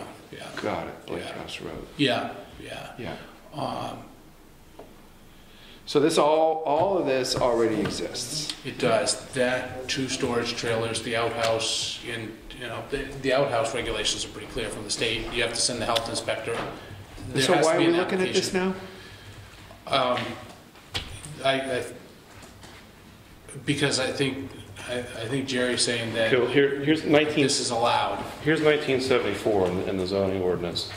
Village district uses are all uses permitted in the rural and residential district, and in addition thereto, restaurants, professional and/or commercial businesses, municipal facilities and areas, hotels, motels, private and/or charitable facilities, but shall exclude businesses whose inventory for resale or lease includes petroleum products, self-propelled motorized vehicles, mobile or travel type trailers, and excluding businesses primarily engaged in sale or lease of prepared foods primarily for consumption outside the building facilities, or space primarily for tenting and trailers, and/or private educational facilities, but excepting therefrom nonprofit facilities for preschool age children. So it used to say It's all business related. all business related. Section 7 used to say trailer mobile home parks. No trailer or mobile home park shall be located or maintained within the town of Jackson. So, you know, it said that no. And that was the unconstitutional piece. No, that's constitutional. What you couldn't do is say you couldn't ban mobile homes entirely from any district. Just the parks. You can limit each lot to 1. Yeah. So I don't know how much of this you want me to go through, but it's what happens is as you read through these, the language changed over the years, but not by vote. So it wasn't. So again, I'll go back to the voters never voted to amend the language. No, not to amend the language. There was never a vote to say that mobile homes and travel trailers are not permissible in the village district. So we don't have an ordinance. There was never an ordinance like that passed. There was never a section of the zoning ordinance passed. What this section is referring to is what I'm saying is this is referring to businesses who do that. And in fact, the purpose of section 11 used to be section 7 was to clarify that. So I don't know how we come to the conclusion that they're not allowed, is what I'm saying. Well, my question as you were out getting some of this was, how has this come before the selectmen at this time? Well, this has been up for years. So again, we finally got, I guess, a building permit application from Grant Cate, who, Andy, you've been asking for a building permit application at least for 2-3 years, maybe. Yeah, and we finally got one. I mean, this started with Bergeron. So I mean, it's maybe 4 years. You know, that was the first time. I mean, that I got to deal with this. So I guess what I'm saying is the way. I mean, it's to me. I read the zoning ordinance to say that mobile homes, travel trailers are permissible in the village district, so we can't deny the building permit based on that. What I think we should do is get Burr Phillips up there to investigate the outhouse and what's going on there and what's going on from a septic standpoint. Well, the state does, outhouses are allowed, or pit privies are allowed, but before they go in, they must be inspected by the town's health inspector. And so why, if this has been going on since the days of Sean Bergeron, why wasn't this at a point where there was some sort of a cease and desist violation notice put out there? Because the previous board wanted to work with this guy and get him to fill out a building permit application. And when he didn't, it just died on the vine. It died. Occasionally we'd get a call, and would you please, you know, what's going on? The town, you know. A call from who? Like a neighbor? A neighbor would call, and so I'd go back out there and say, you know, please, would you just fill out, here's the building permit application, would you just fill this out so we can take care of this stuff? And so we got another rash of calls recently, even though this is all done?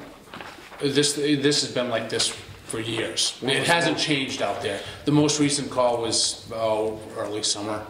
Okay. You know, so yeah. So how long has the 37 foot mobile travel trailer been where it's been? I'd have to look back through my notes, but I think it was last registered in 2006. Okay. You know, and that's when it was brought up and put up on blogs. Got it. And It's like a hunting camp. It is, yeah. But it brings up another question that maybe you guys could ask the planning board to help define what the town consider a structure. Right. Because we've got storage units out there. You know, there's nothing in the state building code that says that is a, you know, it's a permitted building. I mean, there's nothing that defines what he's got out there as a structure. You know, I mean, that it's not a mobile home.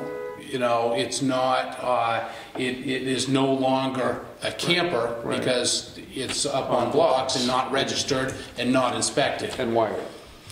Correct. And then the other issues, we've got a generator that's way too close to it, and I made him aware of that as well. You know, so that's how he's generating power. But in Mr. Kate, a very, very nice guy, and he needs some guidance. Well, I think based on this conversation, I'm starting to wonder if we're dealing with something here just because it wasn't effectively dealt with in the past. Seems to be part of the reason this is in front of us today. I mean, if boards of selectmen have been aware of this for years. Yeah. And so enough said on that. It is what it is. But I think that's probably a good next step plan is to get Burr up there to have a look at some stuff, figure out what's up with the generator shed, and where it needs to be located in order to be appropriately within the guidelines and regulations, and how far away from it the building. That's a travel trailer. Why is the generator outside the confines of the trailer? There's usually houses for it, unless they don't have provisions. Well, the whys probably don't matter so much as the fact that it is, so those are things I think we should be looking at. And if we're going to consider the travel trailer a structure now, is it no longer a travel trailer but a structure? So does section 4.3.2.2 even come into play under that regard?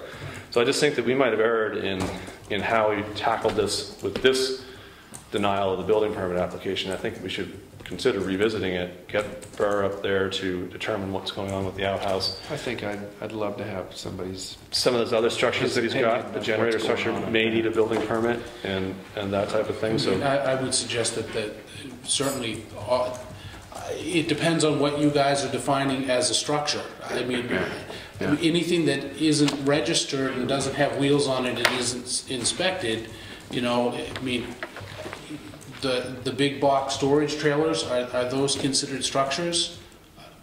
we had that discussion already. Right. So what was I mean, I would love the guidance because there's always setback questions and, you know. Right. So, I mean, it's something that.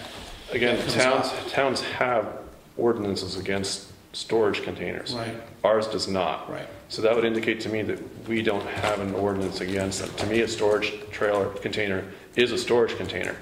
Now, a lot of storage containers don't have wheels. They get unloaded off Correct. a roll-off truck. Sure. So that's what we came to the conclusion with last time we discussed this a few meetings ago. So those are permitted, and there's no setback requirement for those, and we don't have any. Everything on the books for them. Okay. So if people want to have something on the Right. books, they should talk to the planning board. Yeah. Yeah, okay, so can we schedule Burr to go up there and look at the property? Does the owner need to be there at the time? How often is the owner there? This time of year, I think it's pretty sketchy as to once it starts getting cold, they're Right. not up here very often. So would we be able to get Burr up there some point between now and the next meeting and provide us with a report? We can ask them. Okay, I'll contact Burr to all right. ask him to do that. And I don't think, as far as what we denied, I mean, he's going to go in front of the ZBA, I guess. Do we still? Well, I mean, the only reason he's going in front of the ZBA is because we denied the building permit application. If you want to approve the building permit application, and reconsider this, there's no reason for him to go in front of the ZBA. I'm not prepared to approve the building permit application until we get the outhouse settled. Right. And the other structures on Okay. there. Because, I mean, it really, to me, it hinges on what's a structure. And I don't see anything in the state building code that that would allow what's up there. But I can't find anything in the town ordinance that says, other than the You see, and to me, a mobile home, whether it's on blocks or on wheels, is a travel trailer. And so to me, I don't consider that a structure, I consider it a travel trailer. Well, it's different because they're. Well, and I haven't seen anywhere, I haven't seen anywhere in law, I haven't seen anywhere in codes that say otherwise. Well, I think that we cited an ordinance here, and now we're second guessing our interpretation of the ordinance. That it doesn't really necessarily look to us like 4.3.2.2 covers the situation up there. That's one of the things we're talking about. Right. So I would suggest that if you're ready to approve the building permit application, then there's no need for him to appeal to the ZBA for a variance, because there's. And I'm not ready to approve the building permit application tonight. But what we could do is we could rescind that letter and reconsider it. I think if we're going to deny that building permit, we need some other grounds. And that's just it. I don't know. That's just thinking off the top of my head. No, I agree. Maybe we could say that we think the building permit's incomplete. These are the other things we're concerned about. Okay. Yeah. How do you contact him? How do you communicate with him? I have a cell phone for him, and he texts me back and forth. I mean, Where's he live year-round? I want to say Rhode Island. Oh, okay. Yeah. And he's, other than having a hard time getting the paperwork done, he's been perfectly nice. Does he own the property that this camp is on? He does, yeah. But he doesn't live in New Hampshire? He does not. This is just a vacation deal for him? It is. Summer thing. Hunting camp, summer camp, something like that. So I guess I'm hearing this correctly, and we'll try to probably move on from this. I'd entertain a motion to rescind the building permit denial. Yeah. And consider the building permit application incomplete. That's so moved. Second. Any more discussion? Go ahead. So the only other question I have for you is so we get the information about the generator and the outhouse. What do we need for the travel trailer? Because it is a camper that's no longer registered, no longer inspected. It's no longer. It probably wasn't roadworthy when it was hauled up in there. So will we permit that as a structure? I think we need to find, if there's not language contained in our ordinance, then that's on us. And we need to craft language and have it contained in the ordinance. But for this particular instance, I'm not sure exactly. It doesn't sound like we have anything in here to really cover this situation. In your mind, there's nothing really in our zoning ordinance that covers this. And I don't know if it makes sense to let it go to the ZBA to clear it up, because my understanding, and Jerry, you can correct me, but the selectmen, my understanding is select boards are a precedent-setting board, where the ZBA is not. They can rule differently on the same application every time, but my concern with moving forward with this and in accepting this as the selectmen say that this is okay, what's to prevent the next guy that comes along and does the same thing, and the next one's in the center of town, and so I'm just thinking, but where for do we head this, with this? To cite a reason for denying the building permit, I need to see it in here. Definitely. Why don't So, you talk to our attorney, see what he It's probably, we'll have enough Yeah. invested in this by the time it's done to buy the camp. Well, and I feel for the guy because this is a long-term, short-term solution for him because he's looking at building a house down the road here. On that lot? On that lot. Okay. So, and it's a big chunk of property, so, it's financially not feasible for him right now. honestly, the way I look at it, a travel trailer up on blocks might not be the safest thing in the world, but if it's not something we have the authority to care about, why do we care about it? Well, and this is where we find our authority. And so, What about life safety issues? and safety Well, codes? it's not on a foundation that there are a bunch of issues that, that generator. yeah. Let's get Bert to look at that, and if he's not able to give us a report by January 3rd, maybe the meeting after. Cool, sounds good. If he only comes up here in the summers, he's not gonna do a bunch Right, between now and. exactly. Yeah. We have a motion on the, Yeah, we did. Oh, all those in favor? consider application. You got a second, right? Yes. Right. Aye. Right. Aye. Thank you. Thank you for reminding me. Well, I tried to make it Thanks. really short, you know? Yeah. You guys won't be out of here till midnight. That's all right. So I'm going to draft this letter, the rescind letter. Sure, if you want. Should I CC the ZBA board so they know not to go through the application process if they get one from That would be, Kate in between the letter process and that'd be a good idea. That would be appropriate. Thanks. Yeah. Beautiful. Thanks, guys. Thank you. Thanks, Happy Andy. holidays. Yeah, Merry likewise. Christmas. Merry Christmas.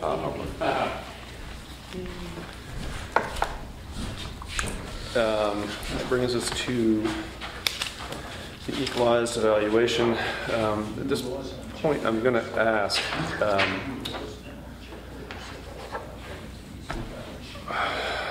do we have any problem meeting next Thursday?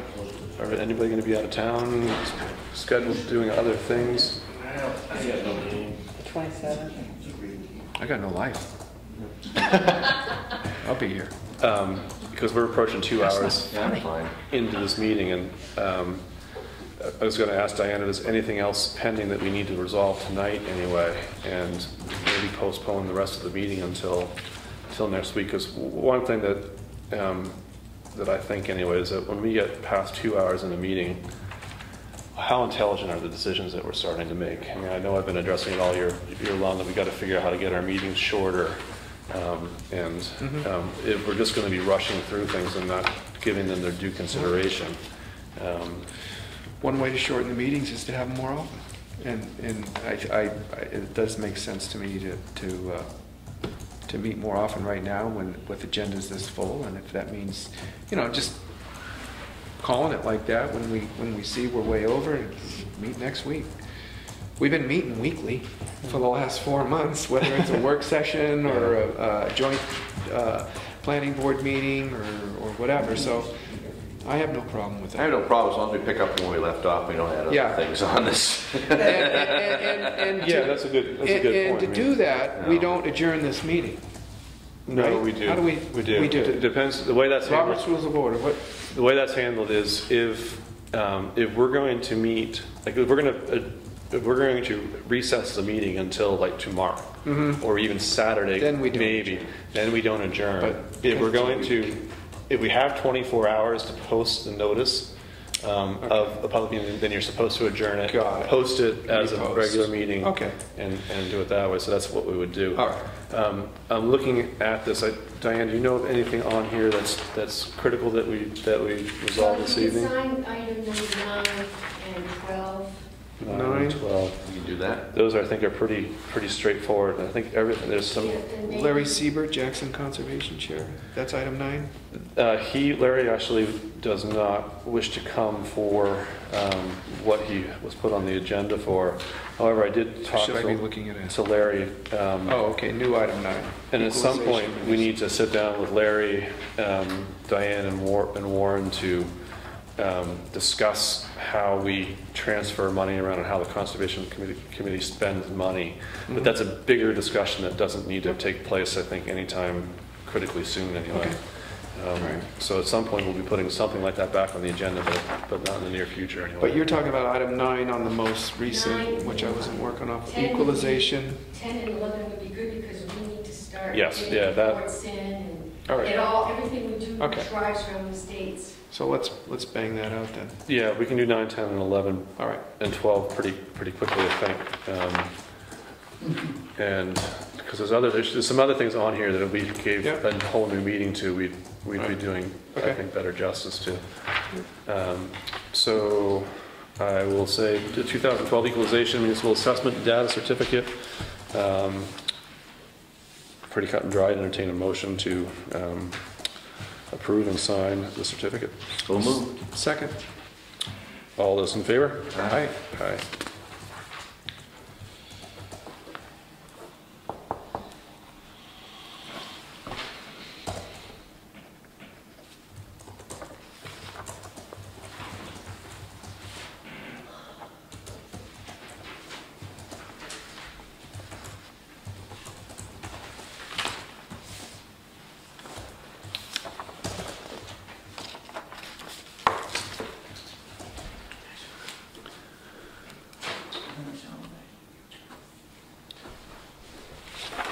And the entertain a motion to set the budget hearing for February 7th, 2012, with the alternate date of February 14th, 2012. Can I just make a suggestion? 2013. No, I'm sorry, I retract Yeah. that. Yeah, would rather be. Thursday. I'm second guessing myself. Oh. All of these dates are driven by statute, Yeah. how many days we're meeting, so the second date, the alternate date is always recommended in case the 7th there's a snow out or something like that. Also a continuation. Which we don't have to technically set, but it doesn't hurt to do it now, so No, to but get it when there. I advertise, I always say alternate date Sure. will be this date. And then if you feel like you need a second meeting to continue because you couldn't finish it, you can always announce it at the budget hearing, which is February 7th. So I'd entertain a motion then to set the budget hearing date for February 7th, 2013, and the alternate date as February 14th, 2013. Ooh, it's in 2013. Martha picked that up. Nice one. I didn't. I just picked it up. So moved. Second. All those in favor? Aye. Aye. Entertain a motion to set the town meeting, voting ballot portion for March 12th, 2013. Polls to open at 8 a.m. and to close at 7 p.m. And to schedule the town meeting general assembly for March 14th, 2013 at 7 p.m. So moved. Second. All those in favor? Aye.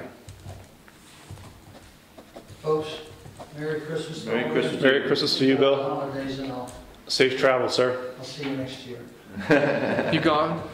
You going down? When you heading I'm down? going down, well, I'm going to Virginia for the holidays, I'm coming back in a second. I'll be here for the meeting the 3rd. Okay, cool. Great. Then I'm going until, you'll see me in April. All right. God bless all of you. And You too, buddy. Keep up the good work, guys. Thanks, you. Bill. Thanks, Bill.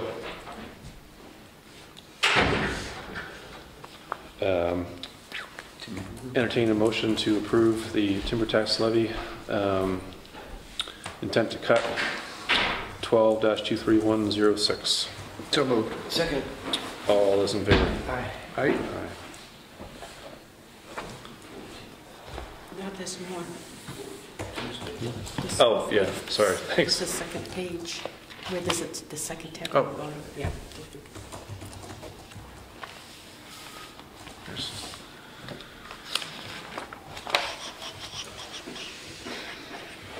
And meeting next Tuesday, next Thursday.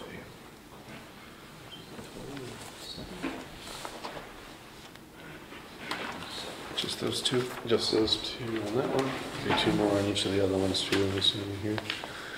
I'd entertain a motion to approve the timber tax levy, intent to cut 12-231-05. So moved. No, Second. Oh, damn. Martha, you can figure that one out. Rats. All those in favor? Aye. Aye. Check.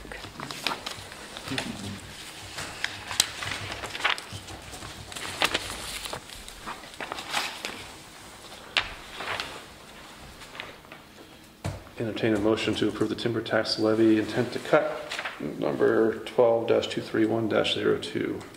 So moved. Second. All those in favor? Aye. Aye. John, Bob's got to get that one.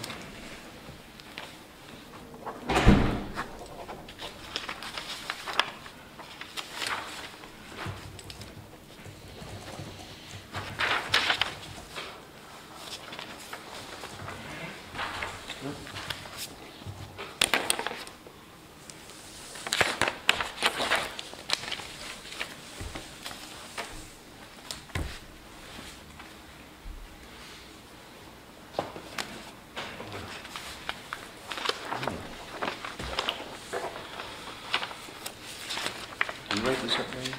Nice try. Understandable.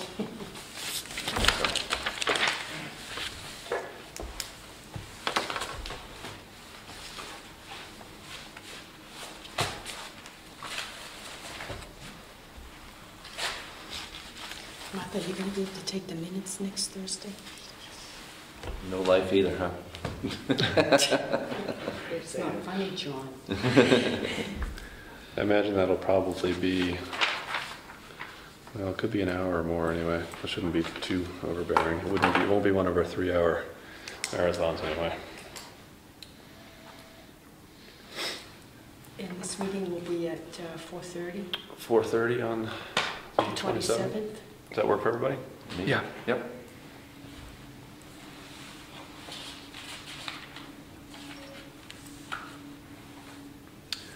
So entertain, if there's no other business we need to do this evening, I would entertain a motion to adjourn.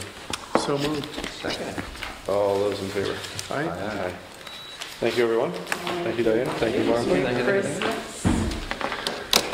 Have a Merry Christmas yourself, Martha. I'll see you next Thursday. Did each of you receive the email from us? No. Did you receive the email When did it When come when you out? send it? last week? I don't know, I might have thought it was from Regardless. your son. He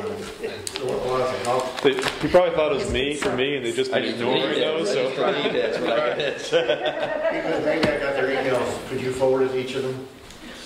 I can't, Oh, you can't? no. Oh, okay. I'll try and email it again. If I can't, I'll type it out. I can help you email them to them, I suppose. But I cannot email them to them. Unless you want to email them all of us together through the town No, office, no. and I then, didn't get a notice that you didn't get it, so that's what you. Well, then I must have, but I probably thought it was yours. It's like my plow I'll person do it who again. says, All right, thank you. oh, well, if you don't call me to tell me I haven't But plowed read it, this I on assume the I've plowed it. What? Wow. What?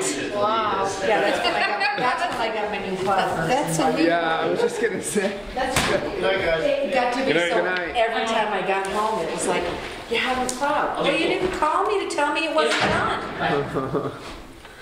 Like he put it on No, you. honey, that's not my job. No. You need to know your employees and get them out there You pay them. to do this.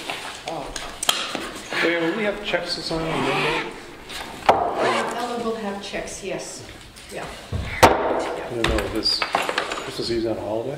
No, she will be here Monday for the first half of the day. What's your dad's email address? He's Jerry Doherty 3. But do you know what his email address is? 'Cause Jerry Doherty 3 at hotmail.com. I don't think I got it. It might have gone to like your Good night, your night. filter, Good night, Merry your Christmas. junk mail filter or Likewise. something. Yeah, it's possible. That's possible. Yeah. But I wouldn't be able to. Hank, thanks you. Thank you. Merry Christmas. Merry Christmas to you. Yeah, resend it.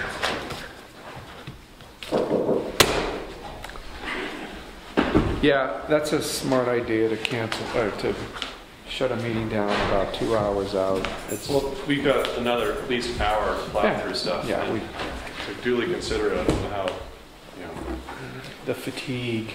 Yeah, it is a fatigue thing. It is. You want me at my sharpest. Sharp as a butter. Whatever that is. Sharp as a butter knife. Yeah. Thanks, Hank. All right. See you guys. Happy holidays. And you? Hank, we'll see you around, man. Yeah, have a good one. Yeah. Merry Christmas. Merry Christmas to us all.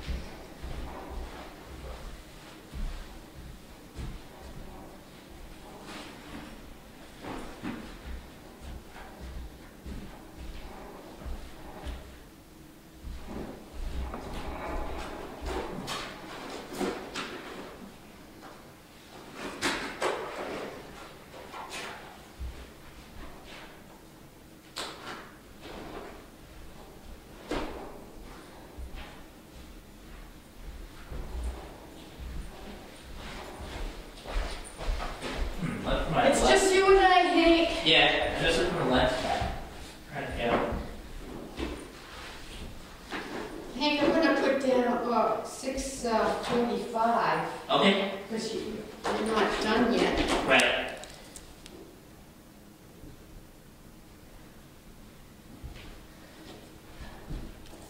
And if you could just sign. Yeah. Because I can change it. Yeah. Oh, sure. And there you go. Great. Yeah.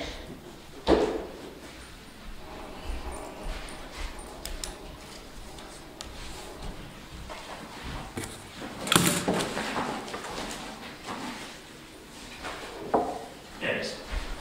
Got it. Merry Christmas. Oh, you too, Hank. Yeah, how going on? You too. Good. You hanging out around town, or you? Yeah, I'm gonna be here for Christmas, and then I'm going to a Christmas party actually right now. Oh, good. So. Good. You got somebody picking you up. Yep. Do you know if your father's coming in from the front or the back? I think I'm back. Okay. I'll make sure the door's unlocked. Okay.